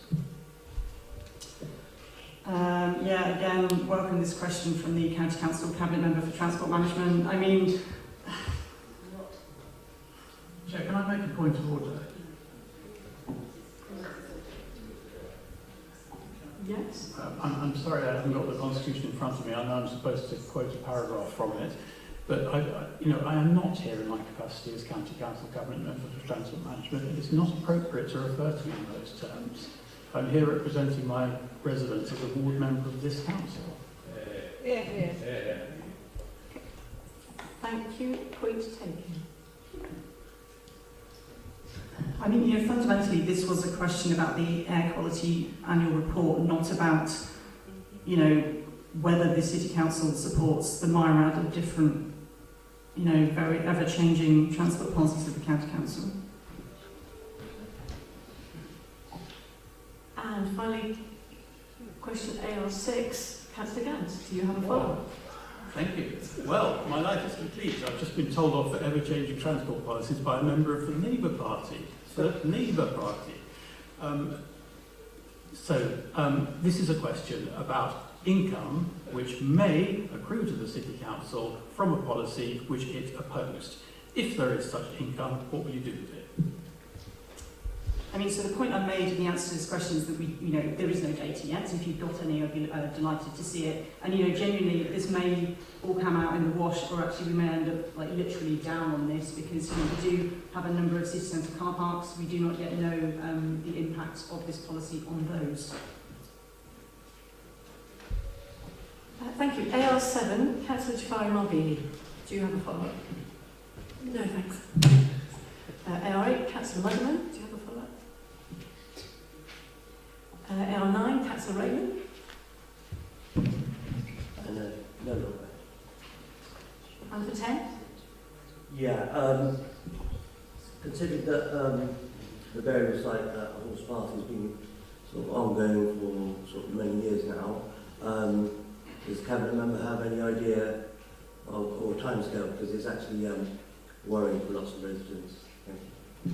I mean, genuinely, I do actually share your concerns on this one, and unfortunately, the level of imprecision in the timescales in this answer is fairly representative of certainly my understanding. It is essentially currently more or less out of our hands and is in the hands of other bodies who are both responding to objections, and then it will go to South Oxfordshire for a decision. So it's our officers are working really hard to move this forward as quickly as possible, to respond to stuff as quickly as possible, but a lot of this is unfortunately not in our hands, and we do genuinely have really critical road space in the city, and it is generally getting quite concerning. AR11, Councillor Powell, do you have a follow-up? Yes, please, Lord Mayor. Thank you very much for the response. It's obviously a real shame to see that our parks were damaged in this way by the contractor. I wonder if you could advise on a possible timescale for restoration, or if it's not possible at this stage, undertake to update me by email. Yes, I think I will have to update your email about that one. I think, it would probably largely depend on the weather, as we saw with South Park a couple of years ago. I will let you know. Thanks. Questions for Councillor Chapman? NC1, Councillor Sanderson, not here. NC2, Councillor Slotin. Thank you, Lord Mayor. Can the Cabinet Member comment why the objection to the initially proposed design for the Bertie Park Bridge wasn't anticipated? Does the Environment Agency provide guidance so that likely objections can be avoided in the first place, and the substantial delay that was incurred, certainly in this case and probably in many others? I think, the council said provide funds. Did the Environment Agency provide funds, did you say? The question was whether the Environment Agency provides guidance by which you might anticipate their objections and avoid them, rather than incur the significant delay that occurred in this case. Yeah, I think it's fair to say the Environment Agency moves in a way that sometimes only it understands. And in this particular case, there was a perfectly reasonable proposal put forward to build the bridge. The existing bridge is not fit for purpose, so proposal put forward, they looked at them and they've asked for some changes, particularly in relation to where the legs of the bridge, as I understand it, are situated, and whether they should be situated in the bank or they should be situated in the river. And that means that we have to bring forward a specifically designed. Because obviously if the Environment Agency, my frippery apart, objects as a statutory consultee, it's very difficult, frankly, for the permission to be given by the planning committee. So we need to be mindful of that, and work is ongoing now to find a suitable design which will satisfy the concerns of the Environment Agency. Thanks. NC3, Councillor Jafari Malbini, do you have a follow-up? No, no. Thanks. NC4, Councillor Powell, do you? Yes, please. Mainly just to say thank you very much for the detailed response. I completely agree with the point that this obviously allows us to record and monitor. It would be useful at some stage if we could have an indication of the number of inquiries which have been flagged as non-responsive. I mean, I know at the moment I'm currently juggling at least 6, which I'm waiting on a response for, and it is quite difficult for members to keep on top of the different numbers they get assigned. So I completely appreciate the point, particularly in the current context with the amount officers are facing, but it'd be really useful to sort of get some more data at some point around this. I think that's a reasonable request, and let's give it a little bit of time and then find a way. I'm not quite sure what the constitutional way of doing this, we'll have to go work that out, is to provide information, but make it, obviously if you ask me a question about it in the future and I can have notice and have the data and I can share it with you. NC5, Councillor Mudderman, do you have a follow-up? NC6, Councillor Robertson, do you have a follow-up? No, thank you for the detailed response. And Councillor Robertson again, NC7, do you have a follow-up back? Okay, moving to questions for Councillor Hollingsworth. AH1, Councillor Smoken. Thank you, Lord Mayor. Fully appreciate the need for data as to where people are coming from in order to visit the museum. It would seem to me, therefore, that a reasonable thing you might do would be to operate a scheme where entry is free if you're from the city and charge those who are not for an initial period. You will then have that data and be able to decide whether that can stand in the long term. So, will you do it? So what were the last 2 words? Because I didn't hear those. Will you do it? The answer, which I've already given, demonstrates that people who are residents are able to access the museum freely. So I don't need to do it, it was already there. It's in the answer. Question AH2, Councillor Mundy, do you have a follow-up? No follow-ups for either. Great. Thanks. AH4, Councillor Jafari Malbini. Just that there's a lot of interest locally around this, so if it is possible that some timelines are given, that would reassure there's lots of vulnerable groups that use the area, including a church group and a CND group that goes to cinema. Thank you. The council is the planning authority. You can't get this one through until various third parties, we touched on the Environment Agency a few questions ago, until they've clarified, and once that has happened then a decision will be possible, but it's not in our hands currently. AH5, Councillor Jafari Malbini, do you have a follow-up? Yes, I actually struggled to find the 2 separate planning, on the planning portal, struggled to find the linked application. So will they actually be taken as a whole, because it's the whole site and then part of the site? Will they be taken together? Because at the moment they're actually separate on the portal, so I couldn't actually, it took me a while to find them. Sorry. Well, to sort of reiterate and slightly expand on that, I appreciate the frustration. It's deeply annoying when this happens as a ward councillor, but an applicant is entitled to do this. They can put in applications for the whole of the site, a bit of the site, several bits of the site, and each of those applications has to be treated as a separate application, and the council, as the local planning authority, has to make a decision on an individual application, even if it is a subset of a wider set of applications. It's just that's the legal system. On the planning portal issue, so the fact that links that it's somewhat out of our control. It's a piece of third-party software, and I think, and I checked this because it was quite an interesting question to have asked, that if you have an issue like this where essentially the addresses are slightly separate, because address is what it uses as the thing that is related, so for example, if you were to look for a planning application, which was for a planning application to build a development of 100 flats, and then each individual flat within it, and certainly I do that not so much with the flats, but with the retail units in Gloucester Green, for example, you will see them as connected to one another. This one is not currently showing up as that. So I think what I would say to all members is it's not absolutely 100% reliable in doing this as a piece of software. So it was a good question to raise, and thank you. And for AH6, Councillor Javine Marbini, do you have a follow-up? No, no, thank you. AH7, Councillor Mudman. AH8, Councillor Raw. AH9, Councillor Mudman. Yes, thank you, Chair. Thank you for the response, Councillor.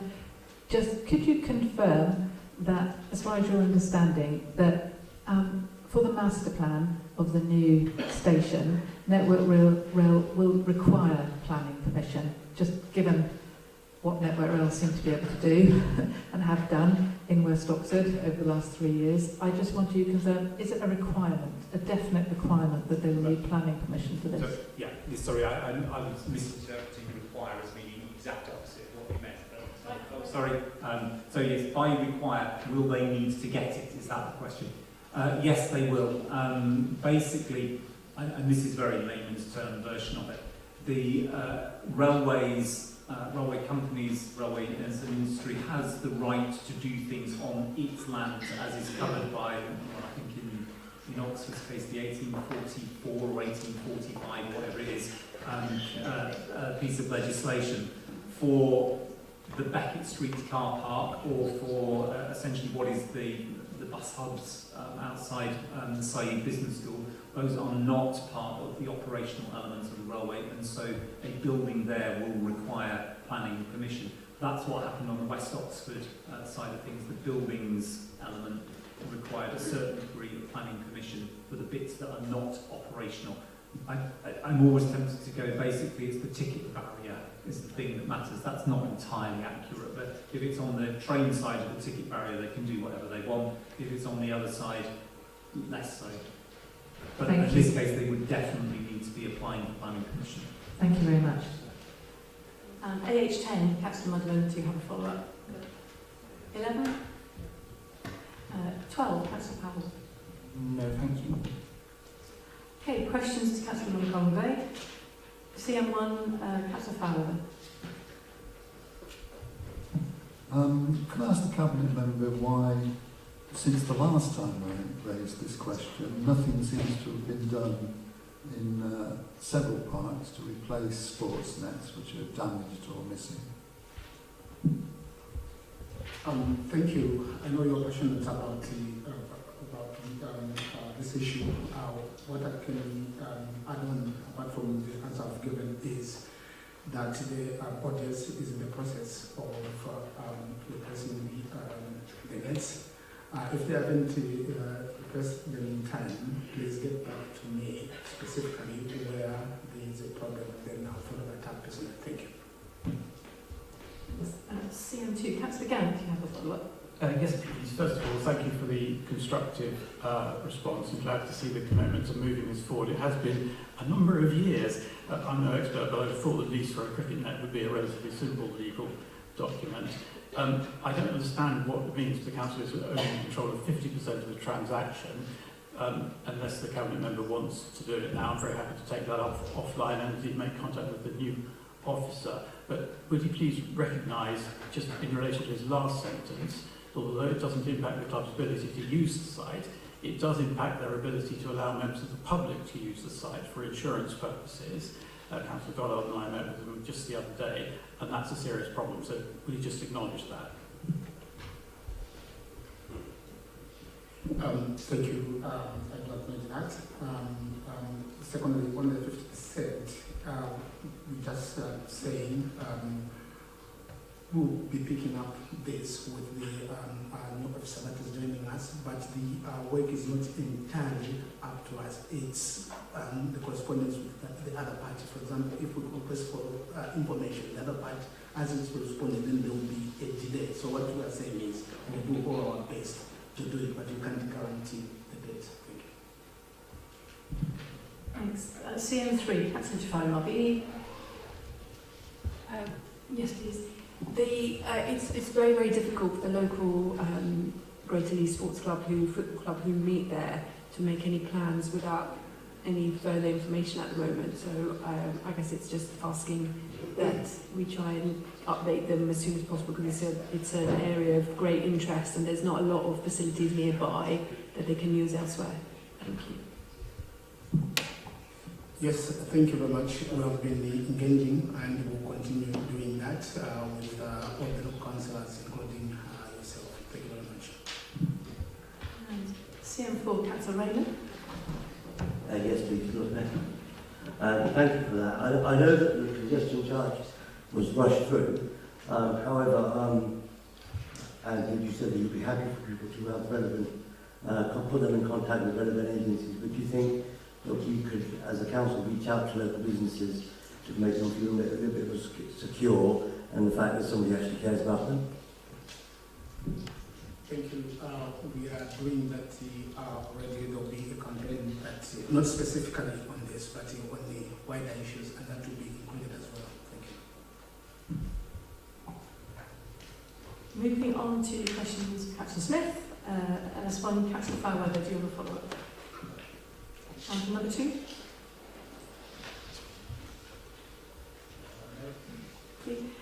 Number 3, Councillor Jafari Marbini. No, thanks. And for number 4?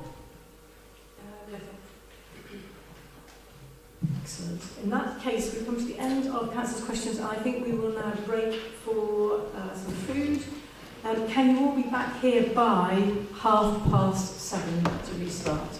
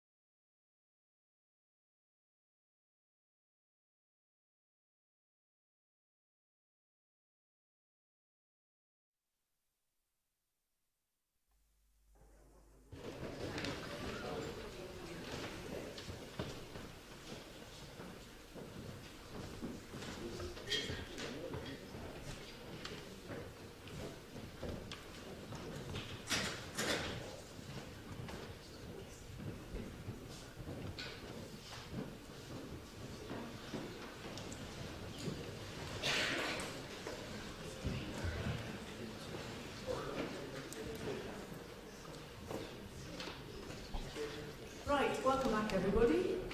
We will start with the single public address that we have on the agenda. So our speaker, Robin Tucker, is about to appear. Welcome, Robin. You have 5 minutes. Okay, thank you. Oxford for Buses has launched a petition calling on Network Rail to provide proper bus hub at Oxford Rail Station, in line with Oxford City Council's vision for the new train station area and Oxford Station Master Plan. The petition is in response to the absence of any mention of provision for buses, e.g. bus stops, bus station or interchange, from Network Rail's recent tender for development of the train station site. Network Rail's tender requires station entrances, public realm, a multi-storey car park, cycle hub, offices, life sciences, hotel and residential elements, but it omits provision for buses. The omission of access and parking for buses conflicts with Oxford City Council's Oxford Station Master Plan documents. These refer in various forms to a comprehensive transport interchange, including proper bus parking, for example, a new transport interchange for walking, cycling and buses. The Network Rail contract was allocated in October. This petition aims to give voice to public concern about proper revision for buses and a joined-up public transport system for Oxford. The lack of any plan for buses requires urgent attention. This petition calls on Network Rail, Oxford City Council, the County Council and relevant stakeholders to act now to reverse the omission. It now has 1,500 signatures. Better public transport and seamless connection between different forms of transport will be key to reducing congestion in and around Oxford. As the petition says, the redesign of Oxford train station is a once-in-a-lifetime opportunity to transform Oxford's transport system, and buses are an integral part of this. The planned increase in train services amplifies the need for a station design that includes a proper bus hub to accommodate those travelling to and from the station. A combined bus-rail interchange will bring more people to the station area, increasing the value and development opportunities of everything around that site, whether part of Network Rail's development or others nearby, and increasing the potential number of rail passengers. A win-win, and this is what we need from Network Rail. Thank you.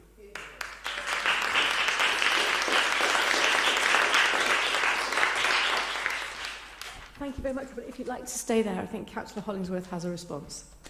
See, these things are so difficult. Yes, thank you very much. Before I begin, I should say Robin and I had a very positive, productive and interesting recent meeting with other members of the campaign group as well. I certainly found it very useful having their input, and I hope they thought the same the other way round. We very much welcome the recent momentum being generated at Oxford Station by Network Rail Property, who have now rechristened themselves as Platform 4, all one word, Platform 4, after their merger with London and Continental Railways, and the opportunity that this presents to giving the city a station it deserves. Robin and I touched on the history, nearly 200 years of the history of Oxford stations, and not a single one of them is that good. So it would be nice if we have a good one. Oxford City Council officers are working closely with Network Rail and Oxfordshire County Council to ensure that the proposals that will come forward in due course will balance the needs of users, arriving via a variety of sustainable methods, whether that's a bus, a bicycle or on foot, to depart the city and provide a suitably high-quality sense of arrival for those for travelling in, with the ease of opportunity for onward travel. So bus provision is an integral part of this, and actually it's not one that has been overlooked in the recent Network Rail tender, so small correction to what was said.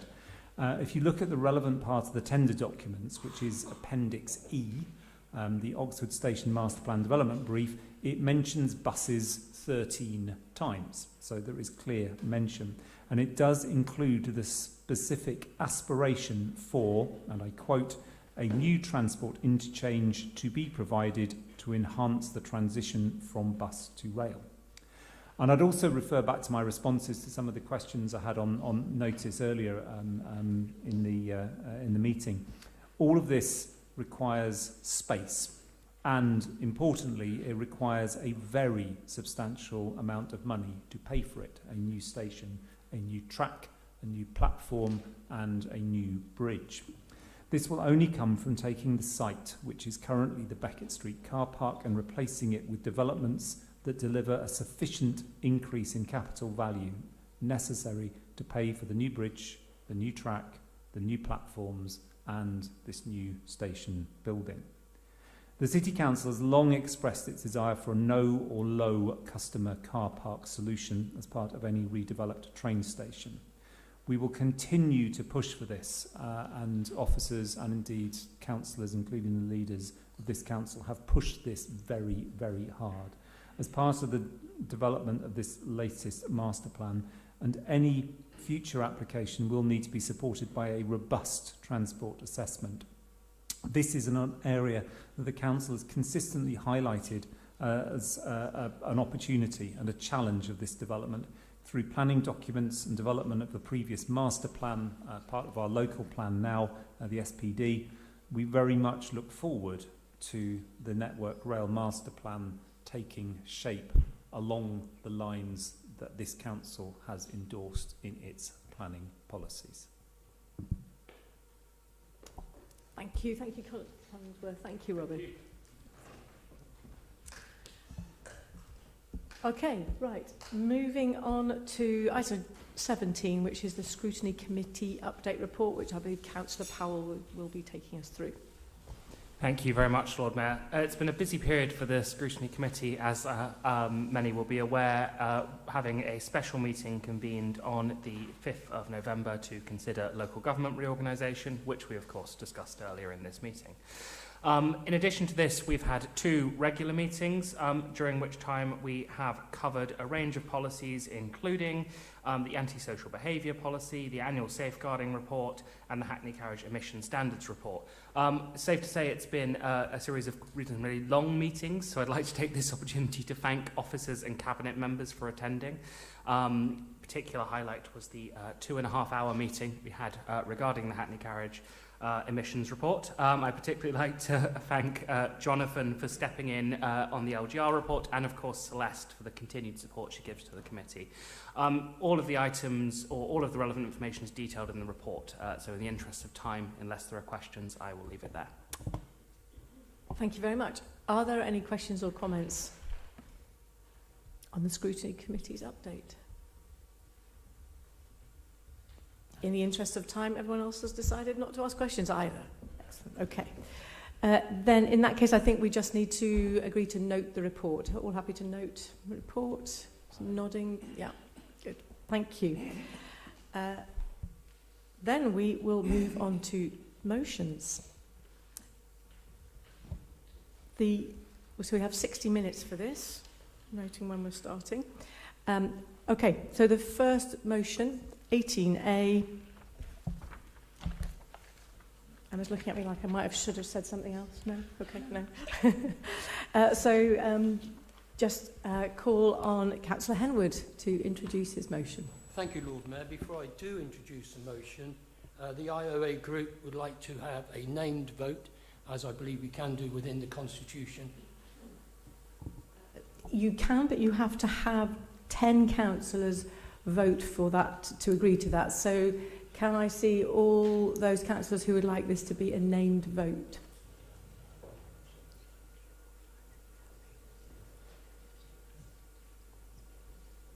Okay, it's exactly 10.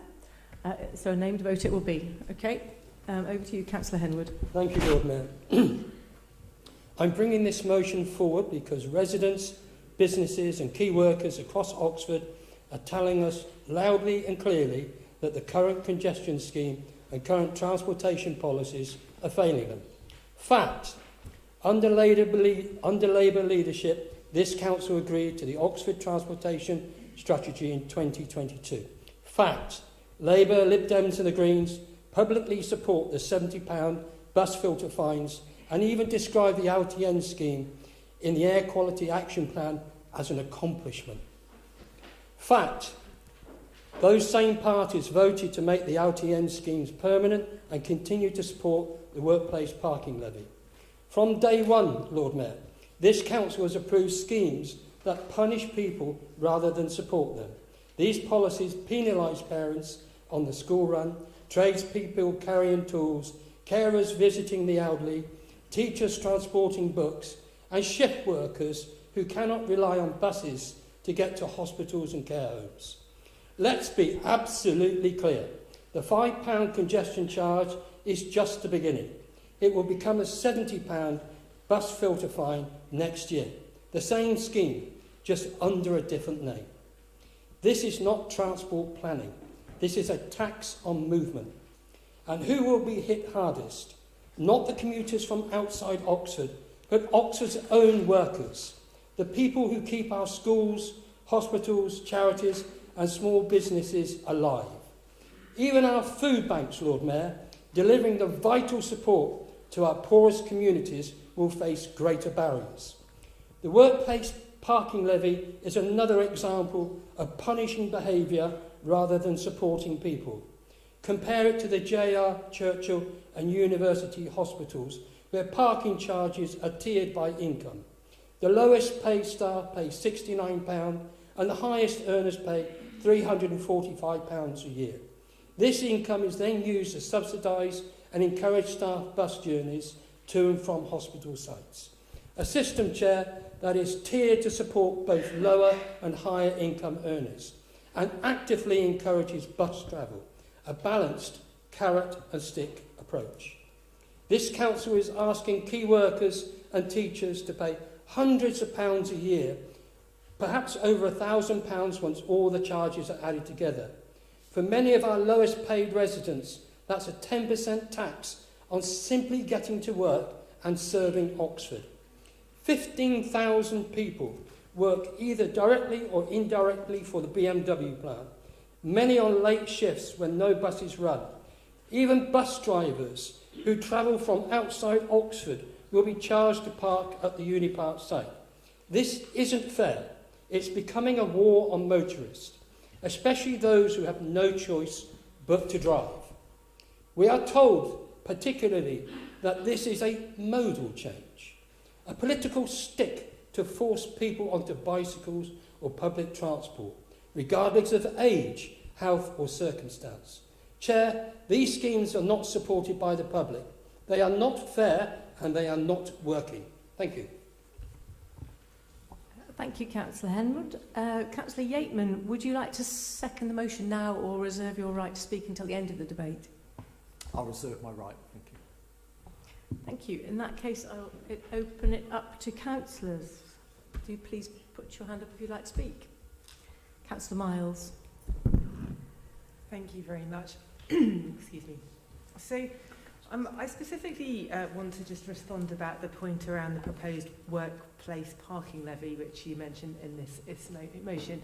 And this is set out as a key policy in the County Council's LCTP, Local Transport Connectivity Plan, LTCP, sorry. And it's a policy that has yet to be operationalised. And what I really question here today is those that are calling to oppose a policy that hasn't actually gone before public consultation yet, the policy hasn't been implemented yet. Now, the problem that this policy is trying to solve is the destination parking for employers based in the city centre. And there are definitely unanswered questions as to how this will be operationalised. But I'm questioning, why are you not setting out the questions that you want answered as part of that public consultation process? And I also would like to just point out the inconsistency within this motion regarding your calling to support sustainable approaches to improving air quality in public transport. But as we've heard related earlier this evening, and I think you said so yourself, the City Council's draft air quality action plan is built around policies including the workforce parking levy. And so actually, if you are supporting improved air quality in the city, this action plan, which our council here today is setting out for consultation at the moment, is founded on the principle of the workforce parking levy. So you know, I'd just like to also say and congratulate employers in this city, and including many who are in the public sector, that are already taking proactive steps ahead of any policy changes because they know it's in the LTCP and they see it's on the horizon, and so they're already encouraging employees commuting from beyond the city boundaries to adopt active travel means, take public transport, including from the park and rides. And you also talk about penalising parents on the school run. And I, as a parent of 3 children, I applaud all the efforts that address congestion so that school buses can move quicker. So parents don't have to do the school run. Children can take public transport or a school bus and get there independently and quicker.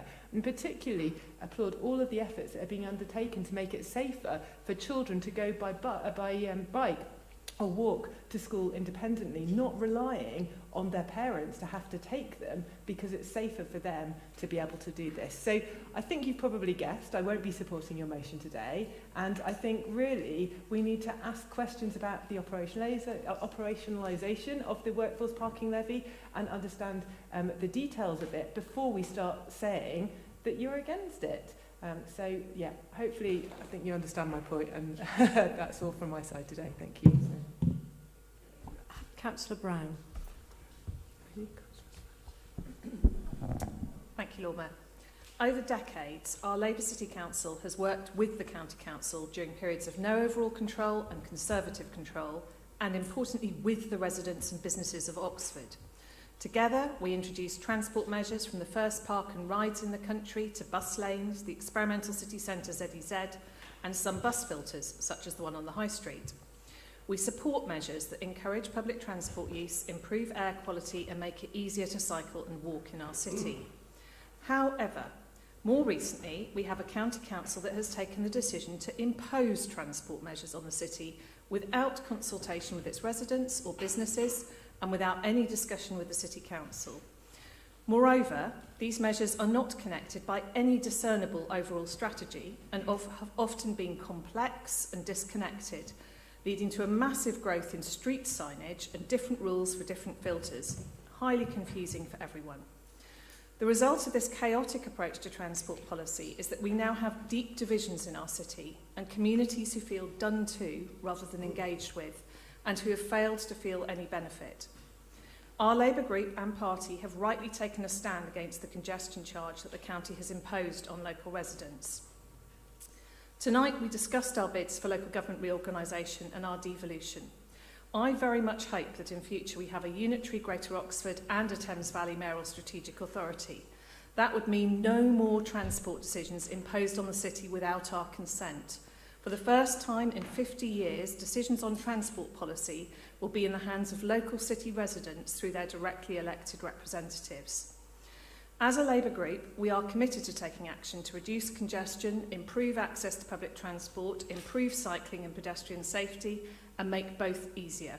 We also want to continue to see air quality in the city improve.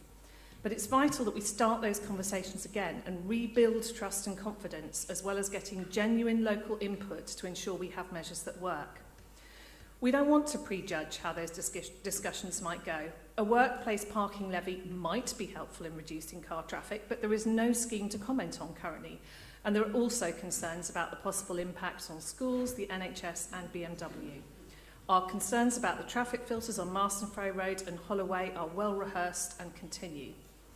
Motions to council are not the way to address this. We need genuine reflection on the lessons learned from the myriad schemes the County Council has introduced already, including the congestion charge, and proper engagement with local residents and businesses. We will therefore be abstaining on this motion.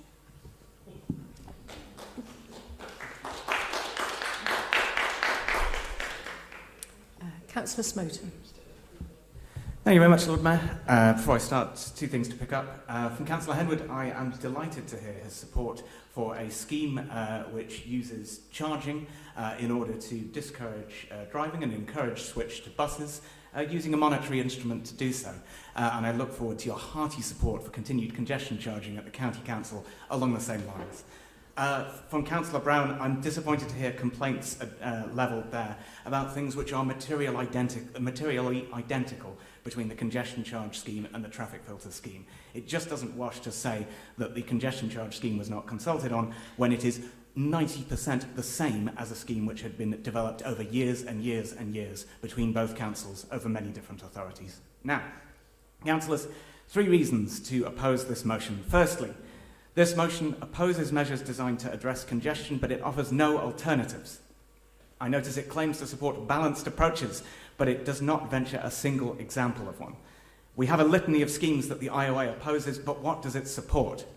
I suspect I probably know the answer. The IOA sits alongside the county Tories, as we know, and we see the answer every day from Tory councils. You get schemes coming forwards that are notionally of benefit to buses or cyclists, just so long as not a single driver is inconvenienced. That means nothing but crumbs for cyclists, crumbs for bus riders, crumbs even for priority vehicles like the emergency services. Under IOA policy, it's pretty clear that the car is king and everybody else has to suck up the consequences. Secondly, councillors, this motion is the exact opposite of evidence-based policy. Fundamentally, we have got to make policy using rigorous estimates in advance and careful measurement once things are enacted. The congestion charge, which is a close cousin of the traffic filters, it went into force 4 weeks ago. So surely before slating the very concept, you might pause to find out the results. The whole purpose is to get our bus operators out of a congestion-driven vicious circle and into a virtuous cycle of more services, more reliable services. Before you pull the rug from underneath our bus operators, you might at least check. Meanwhile, the workplace parking levy is a nascent scheme which is currently scheduled for 2028. If this is to be a principled objection and not just leaflet fodder, then surely we must at least read the full proposal, and we can't yet because it doesn't exist. Not that this has stopped, I note, the proposer from promoting a petition by writing, "I am now being asked to pay." In my view, using the word now to mean perhaps in 3 years is a stretch. Finally, and most briefly, I think it's telling that all the opposition from the IOA and others is about change and not absolutes. They're opposing congestion charging today because it discourages driving in the city centre. But the same principle would say, let's open the high street to all cars. Let's send cars down the Corn Market again. Yet we don't hear those things being said. And why not? It's because the change is the difficult bit and then the benefits accrue. And now, 25 years later, it would be unthinkable to throw those benefits away. Well, what would people say in 25 years from now? I suggest the scenario might be very similar. Councillors, please oppose this motion.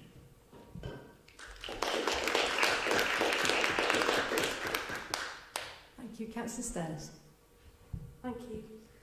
My bus journey this evening, along with Councillor Azad's, spent 15 minutes queuing to get through the plain roundabout.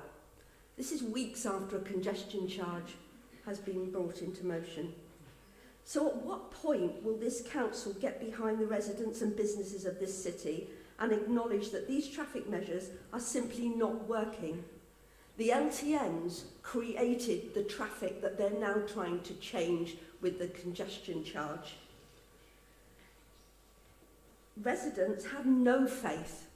In addition, they have no faith whatsoever in any consultations that the county councils do. Thank you. Thank you. Councillor Kerr.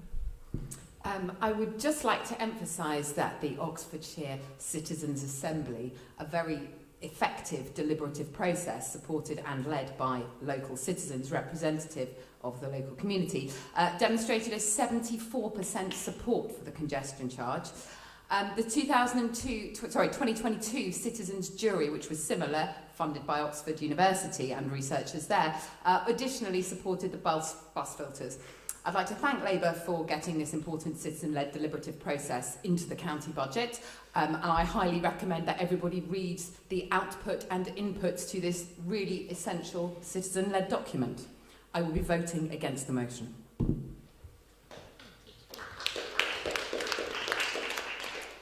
Thank you. Any more speakers? Councillor Raymond? Sorry, Councillor Raymond and then Councillor Malik. Thank you, Lord Mayor. Just a few things. I know this, the WPL, it's a proposed motion and we should wait for a consultation. We've had a number of consultations and they've frankly been ignored every time, so I don't see why we should wait for that. The congestion charge, what we failed to see, or what some of my colleagues here fail to understand, it's a cost to the people of this city. It's not reducing congestion, it's made it worse, it's just moved it from other places. So the fact that it's there to reduce congestion, it does not work, but the fine for £5 at the moment, £70 in a year's time, is just a charge, a cost at the time when it's so difficult for all our residents with a cost of living crisis, from all the other expenses. It's not the right time to do this. And I also take issue with the fact about active travel. I mean, nobody can own active travel as just saying that if you go on a bike, you're active. Some people are less active, less mobile, but walking to their cars or going to a park or going somewhere else to do some exercise, it doesn't make them inactive. So just owning those kind of words is very difficult. Coming back to the Labour group abstaining, I'm a little bit disappointed. I think that I agree with them that Oxford residents should have a greater say. So I think that a more balanced approach would be to say, let's postpone these or oppose these for now, and then when the new local authority is in place, we'll take it from there. But I do respect the fact that they are willing to listen and have another round of discussions. However, it's clear that on my right that nobody is going to change their mind no matter what happens. You are driven by this, no matter how it works or who it affects. It's going to happen because that's what you believe. Okay, it's what you believe, it's fine, but there's 70 to 80% of Oxford residents think it doesn't work, and I for one respect the decision of the residents more than a handful of people in the county council led by your group. Councillor Malik. Thank you very much, Lord Mayor. That's a very interesting one. People are taking their places. Well, look, the facts are very clear, actually.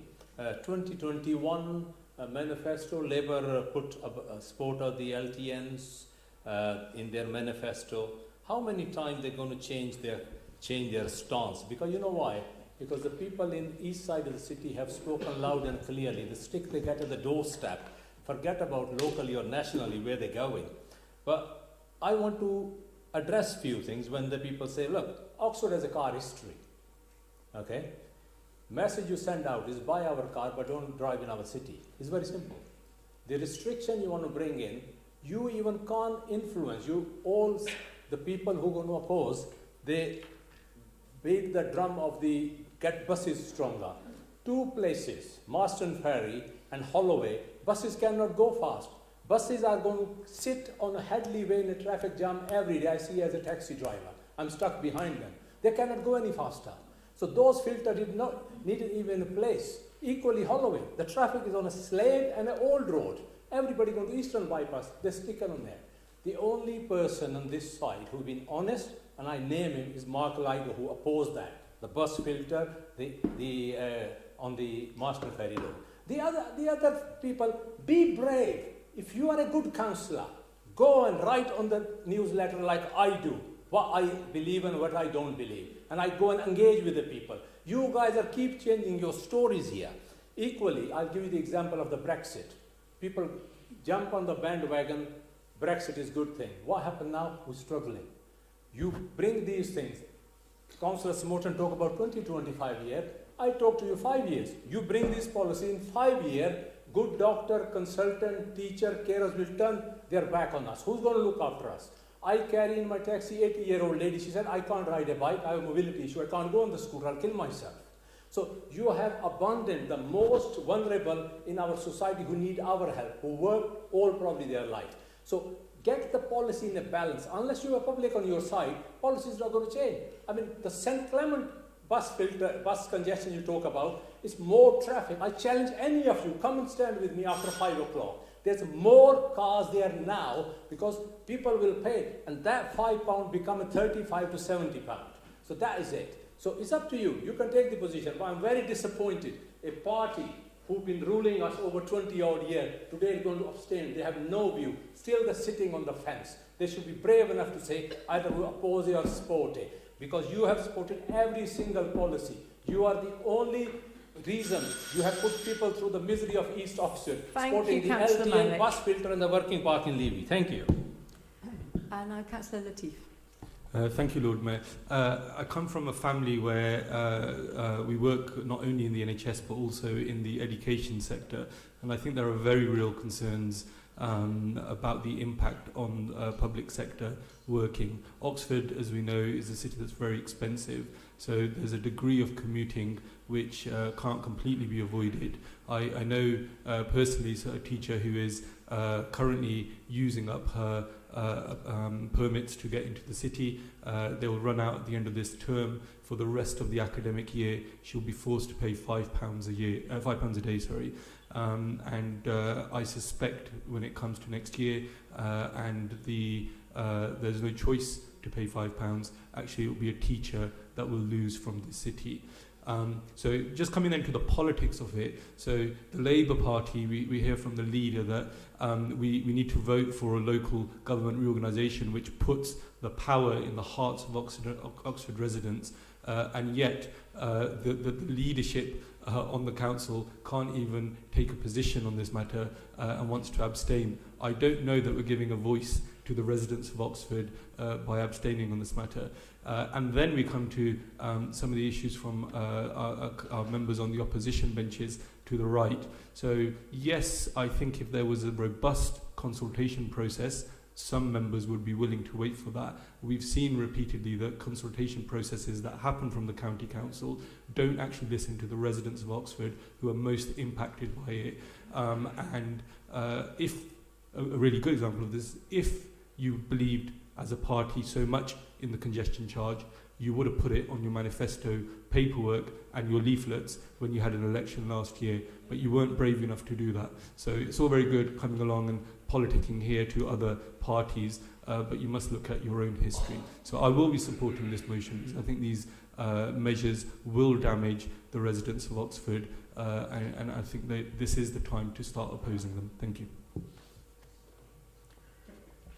Thank you. Any more contributions before I go to Councillor Yateman to formally second, or rather informally second? No, okay. Councillor Yateman.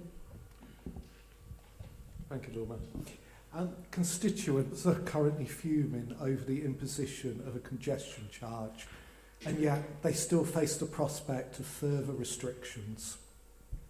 I don't believe that they are sat at home this evening thinking their lives haven't been made difficult enough already, or that they want to see more businesses threatened. I don't believe they want their city council to support a key worker tax which will make the lives of key workers harder when many of our hospital staff are already working long and late shifts. I don't believe they want us to force key workers out of employment in Oxford by making it harder for schools to recruit good teachers and for hospitals to retain their nurses. I don't believe they want us to add further financial complications to the running of hospitals and schools. And I don't believe they want us to make life even harder for businesses by expanding the zero emission zone.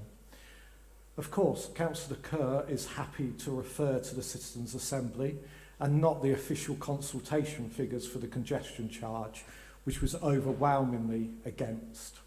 The truth is, these changes come at a cost to our constituents, a cost which is rarely fully acknowledged, and frankly, pushing ahead with these schemes would smack of the high-handed approach we see from the County Council. We even have our school governor here today who has stated on social media, very honestly, about the difficulties already faced in recruiting teachers due to the traffic issues. But today, they will probably vote with their party to support adding another layer of difficulty for schools to deal with. Such is the way that this council often operates.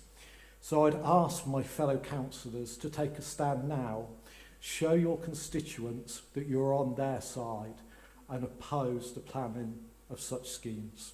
Thank you. Thank you. Councillor Henwood, would you like to summarise before we move to that named vote?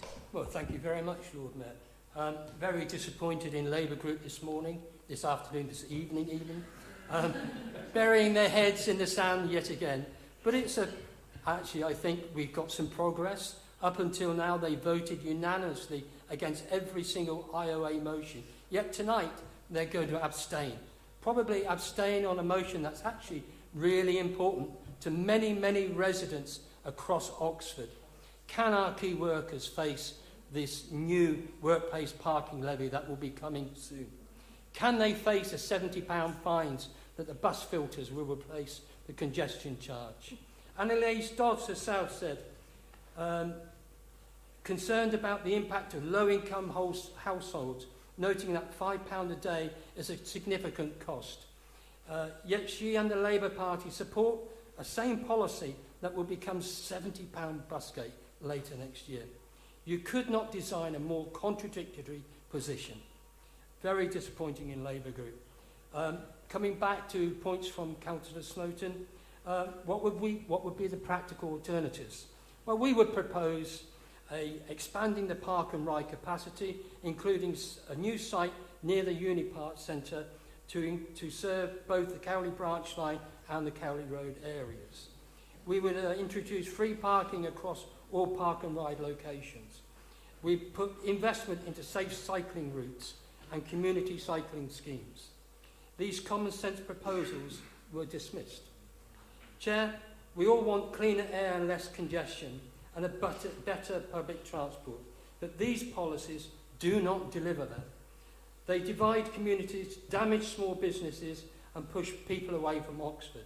Chair, I recommend this motion to Council. Thank you. Thank you very much. So we're now going to have a named vote, so I think I'll hand over to Jonathan. Okay, thank you, Lord Mayor. Councillor Lubna Arshad. Councillor Mohammed Azad. Councillor Mohammed Azad.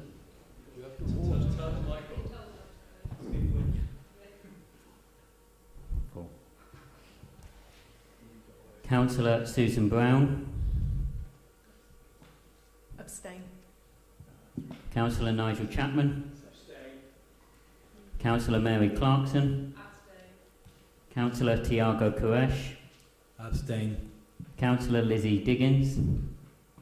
Abstain. Councillor Hosnia Jafari Marbini.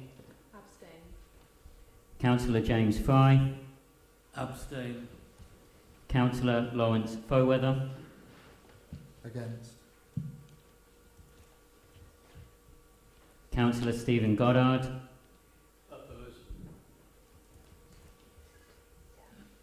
Councillor Judith Harley. I support this motion. Councillor David Henwood. Support. Councillor Alex Hollingsworth. Abstain. Councillor Chris Jarvis. Against. Councillor Theodore Jupp. Against. Councillor Emily Kerr. Against. Councillor Amar Latif. Support. Councillor Mark Ligo. For the first time, I'm going to abstain.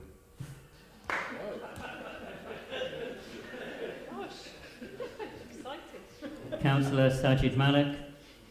Support. Councillor Catherine Miles. Against. Councillor Max Morris. Against. Councillor Lois Muddyman. Against. Councillor Edward Mundy. Against. Councillor Chewy Makonge. Abstain. Councillor Simon Attino. Abstain. Councillor Alex Powell. Against. Councillor Susanna Pressel. Abstain. Councillor Asma Kayam. Abstain. Councillor Anna Railton. Councillor Rosie Rule. Against. Councillor Diane Regisford. Against. Councillor Ajaz Rahman. I support. Councillor Kate Robinson. Against. Councillor Mike Rowley. Abstain. Councillor Linda Smith. No. Councillor Ross Smith. Councillor Chris Smoten. Against. Councillor Anne Stairs. Support. Councillor James Taylor. Councillor Ed Turner. Abstain. Councillor Louise Upton. Abstain. Councillor Naomi White. Councillor Ian Yateman. Support.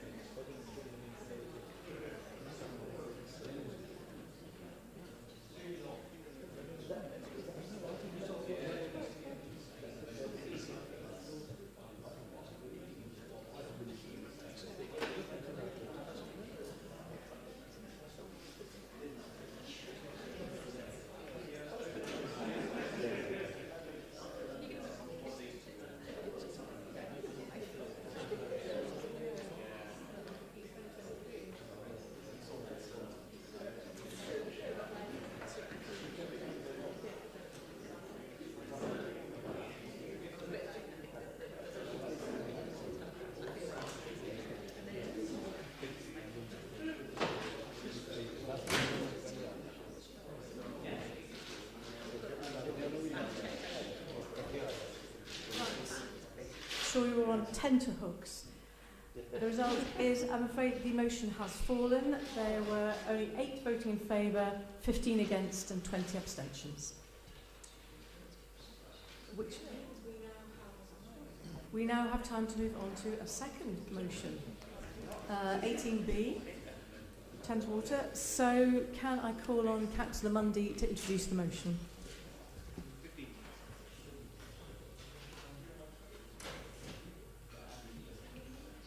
Thank you, Lord Mayor. So, colleagues, we have before us a motion on Thames Water, which has given us an extremely poor service in terms of our water supply in recent years. I think that's very fair to say.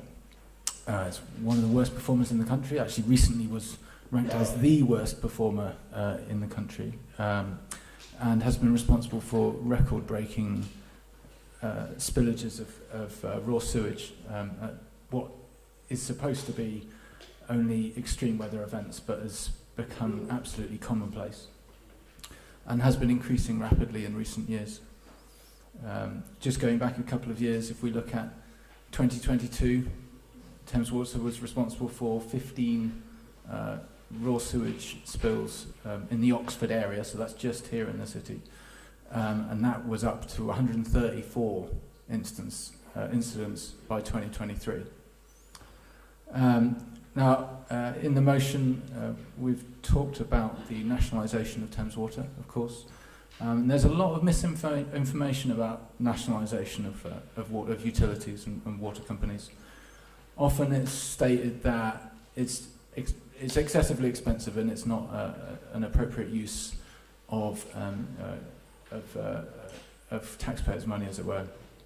But this really does misunderstand the value that is actually placed on these utilities, on these companies, and assumes that effectively the maximum price is to be paid by government in terms of acquiring these services, at the same time as other actions to attempt to acquire these what are currently companies, private companies, are offering massively lower figures. So in calculations that have come from national government in terms of the cost of nationalising water, we've seen a figure of £100 billion as being the cost, and that effectively this inevitably is going to impact the other elements of the budget, including the NHS. But when they're coming to this figure, they're essentially basing it on over 25-year-old figures of value of these companies, and then adding an assumed added value, when in fact the actual prices that are being offered by investment companies, I'm noting KKR, which was earlier this year, that's an American investment company, offered £4 billion for Thames Water to acquire a majority stake, when in fact, as part of the calculations from the government in terms of nationalising water supply, there was an assumed value of Thames Water of just under 20 billion. So we're really seeing, I think, a bit of a clouding of the figures there, which really does not help in terms of having a realistic idea of the nationalisation of our water supply. I did just want to briefly say as well about the reference to the lees and a little more. Obviously, we've got the sewage treatment plant. So, you know, we have talked about nationalisation of the water industry, and rightly so. We also have to remember the impact on our local residents in the city very directly, not only of the actual burst water pipes, which happens regularly and multiple times each year, but also the very real impact of the poor state of those sewage treatment works on the environment of the local area. Thank you. Thank you. Councillor Jafari Malbini, would you like to speak now or at the end of the debate? Lord Mayor, at the end, please. Thank you. Splendid. Then, anybody else like to speak on this motion? Okay. Thank you. I'll start with Councillor Hollingsworth. Go ahead. Yes, thank you very much. I was partly speaking on this because you've actually included me, assuming that I still am the Cabinet Member for Planning by the time we take this motion or not. Because, as you say, we've made council motions as a whole that are in line with this already, but I think it is right to bring this back and to emphasise a whole range of points. I think your point about the valuation, the difference between, is it the RCV? I can never very good at this. The RCV, which is, bluntly, if somebody has got that much money to pay for Thames Water, they're about to lose it big time. And I can think of, you know, Elon Musk blows money on stupid things. Even he wouldn't spend that much money on a company which is effectively bankrupt and has been effectively bankrupt for a long time. I cannot understand how that valuation works. So you're quite right about that, but I think that there's two broader issues here, one of which you've alluded to and one of which I wanted to raise as important here. The thing that you alluded to is that things like water and indeed electricity should never have been privatised in the first place. We've got a motion later on, which I don't think we're ever going to get to, on railways. We had a very interesting discussion during the break, myself and Lois and Robin, who came in earlier. One of the bonkersness that we have is the fact that there is a private ownership of part of this railway station site, means there's no rationality in the decision making, and that's one of the things we need to address. And so we've seen that with Thames Water. I appreciate the current shareholders are not quite so guilty as previous owners who asset stripped Thames Water. The current shareholders, I think, largely not, but the previous shareholders did. But I do want to make sure that we think about one of the consequences which you've not fully touched on in the motion. Because yes, there are terrible environmental impacts. They're all blatantly obvious to us. Anyone who looks at one of our rivers can see the impact. But we also need to look at what the consequence this has on meeting the housing need. There was a complete blockage on the allocations of housing permissions, not just in Oxford, but across most of Oxfordshire, which is covered by Thames Water, because of this issue. So the failure of Thames Water to invest properly in its infrastructure over decades had led us to a point. Fortunately, Environment Agency managed to get us going again. But the consequence of that is developers unable to move forward with sites they had permission for. That also then means a failure to get the affordable housing that would have come with them, because the developers cannot build it. And even if they did build it, then they wouldn't be able to sell it to somebody to occupy it, whether it's a housing association or a private family. And this is a fundamental flaw to a whole swathe of things which stem from the 1980s, but this is one which I think is really important. So I fully support your motion. I will be happy to do the 3 things you will require of me should it be passed. And yes, the sooner we put right the damage of 45 years ago, the better. Thank you. Thank you, Councillor Miles. Thank you to the team over there. So Thames Water has been obviously a topic of much debate in this chamber, and I think we all agree that there's a problem. On the 17th of October though, this year, I just want to clarify the Lib Dems position on the point around nationalisation, and very recently the leader of the Lib Dems has called for Thames Water once again, made this call for them to be put into special administration, which is different from nationalising Thames Water. And so while I think our position here is there is action that needs to be taken, we don't want to let them off the hook, and we don't think taxpayers should be paying the bill for all of the harm that they have caused.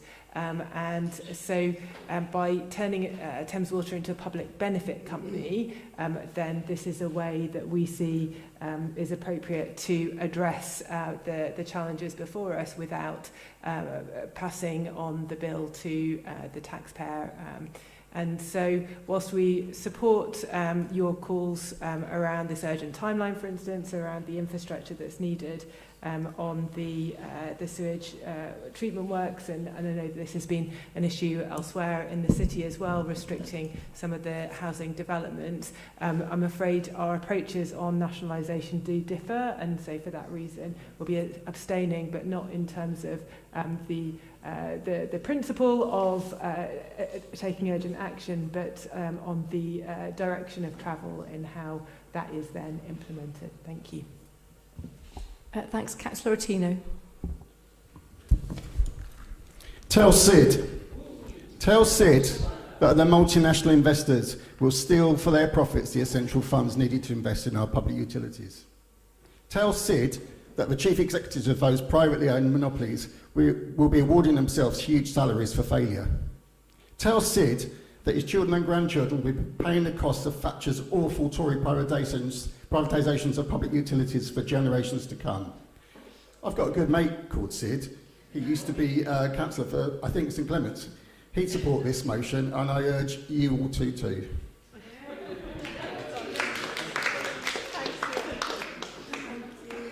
Councillor Jarvis. Thank you, Lord Mayor. I'll try and be a little bit quieter. If I am being quite as loud as Councillor Ottino, do let me know. I think this is the 4th time that I've made a speech on Thames Water and public ownership of water since being elected. And I think there's a reason for that. It's not because people are running out of ideas to bring on what motions to bring. It's because this is an issue that has been recurring for the entire time that I've sat in this chamber. And I think what's pretty clear when you speak to people across Oxford and across the country, there is a palpable sense that nothing really works anymore. And part of that is due to austerity and through 15 years, 14 years of Tory misrule. But a huge proportion of it is down to the disastrous experiment that Margaret Thatcher enacted on this country in the 1980s. And part of it, a huge part of it, comes from privatisation. And in our water, we see that most clearly. The asset stripping that has taken place with shareholders sucking out billions of pounds of dividends and not investing in infrastructure it is clearly evident the impact that has had on not just our bills, but also on the infrastructure, the pipes, the environmental impacts, and so on. I guess I don't want to doubt the wisdom of Sir Ed Davey, but we have heard reference to the Liberal Democrat national policy here. And I'd perhaps alert people to the fact that there are currently only 2 countries in the world that have wholly privatised water and sewerage systems, and they both happen to be England and Wales, and neither of them, I think, are success stories of what we should do, including Wales, which does have the model that the Liberal Democrats seem to be supporting of public benefit companies rather than public ownership. And I would draw people's attention to the relative success of Scottish Water, a publicly owned water company, compared to the success of the privatised counterparts in England and Wales. So clearly this council has previously stated and reiterated our support for Thames Water being brought into public ownership and the whole of our water system being done so. We don't get a choice in what water we drink. Water is a natural monopoly. The idea that you can instigate a market into it is a fallacy. We all have to drink the water. We all rely on it. We all depend on it. We all should own it. Thank you. Vote for the motion.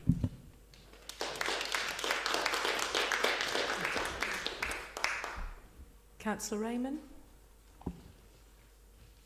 Yeah, thank you, Lord Mayor. I wholeheartedly support the motion. As people have said previously, I agree with all things except Councillor Miles.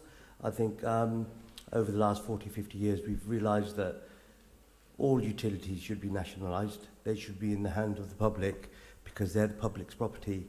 For so many years, we've seen probably for political reasons, all the money's been taken out and sucked into for shareholders' benefits. The wealth of the country has been drained by that and put into private people's pockets. I'd love to meet Sid sometime, Councillor Tino. I wholeheartedly support that, the motion. There's everybody that said it, as I've spoken before, has said all the things I want to say. I think that we should nationalise all, and we should start with Thames Water in Oxfordshire or South East. Thank you. Thank you. Councillor Smoten, if you're quick, we'll have time for Councillor Smith as well. I'll be as quick as I can. I was going to come back to Councillor Attino to ask who on earth is Sid. Councillor Fairweather has now explained that to me. It was apparently an advert campaign which took place before I was born. So, I just thought I'd briefly draw out this point about ownership. I put it to councillors that it's not the ownership, it's the incentives.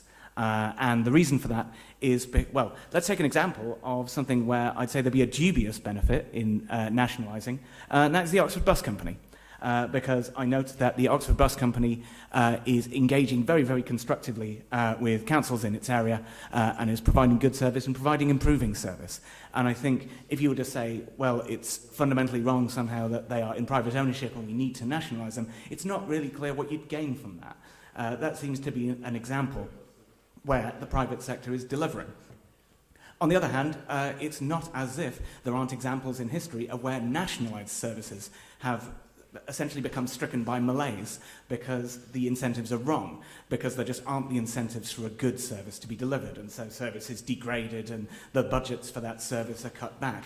So it is not as if being nationalised prevents that sort of malaise from setting in and bad service from resulting, and it's not as if being private prevents the delivery of a good service. What's really fundamental is incentives. It's all about making sure that the incentives align to incentivise the right people to do the right things. That's why I think it's not fundamentally about ownership, it is about incentives. Thank you. Thank you. Councillor Smith.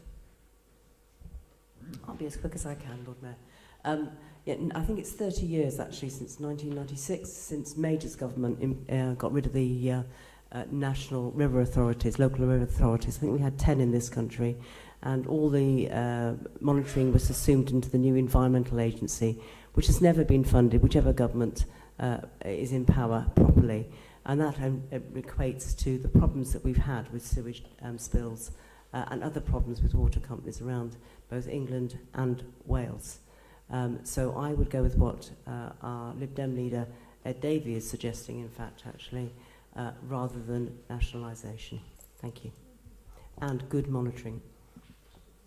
Thank you very much. Councillor Jafari Marbini, your turn to speak. Yes, thank you, Lord Mayor. So last Friday in the heavy rain, there's a water treatment plant by the back of the Kassam, and when it rains, it discharges directly into the brook without any treatment. And this has been reported to me by residents. The stench is not just in the summer months, but it's every time there's some rain and the sluices are being opened, and it's absolutely disgusting. So imagine living in that area, and it's been going on for so many years and we've had no solutions to it. Natural monopolies should not be privatised, but that and outsourcing, which seems to be this ideology, it's interesting because sometimes people on this side are, like me, are considered ideological, but I do think the ideology of capitalism best at all times is really killing us. So, you know, the change of light bulb at my hospital is outsourced. They don't pay their staff as well as we do on the NHS. My child's food, the child they get, at school, very poor quality, and it's outsourced.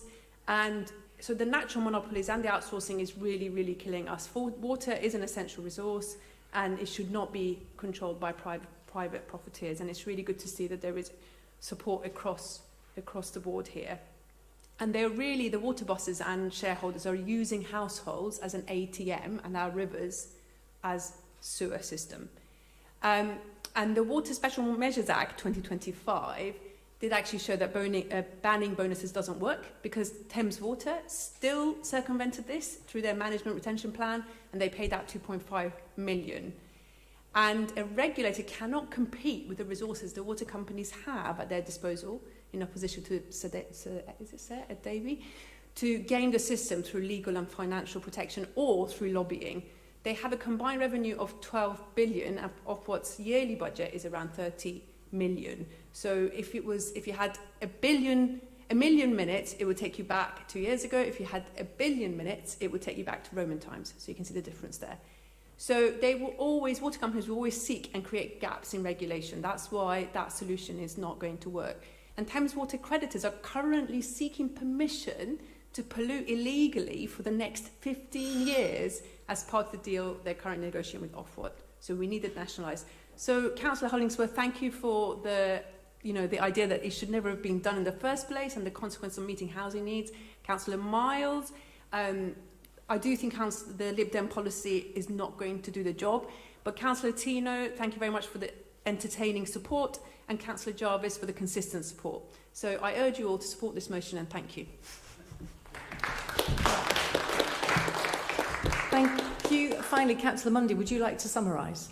Yes, thank you very much for your contributions, everybody. There's some really interesting points. I think it's really key to say that we all depend on water. I mean, there's really avoiding the use of water and the use of waste management.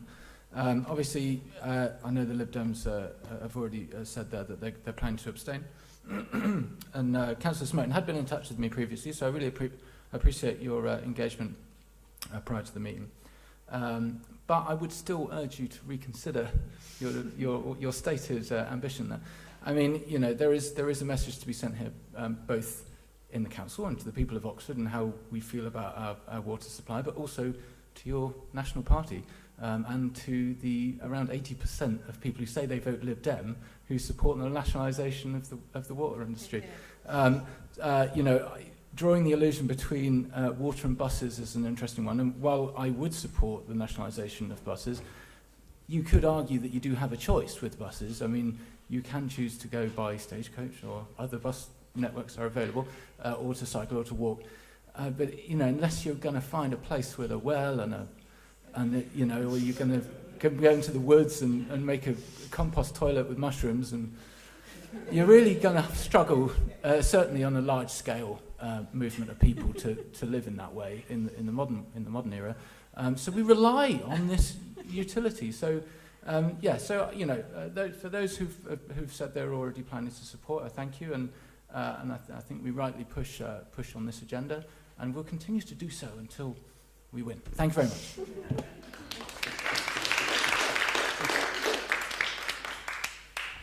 Thank you, Councillor Mundy. In that case, I'd like to put the motion to vote. Can I see all those in favour of the motion?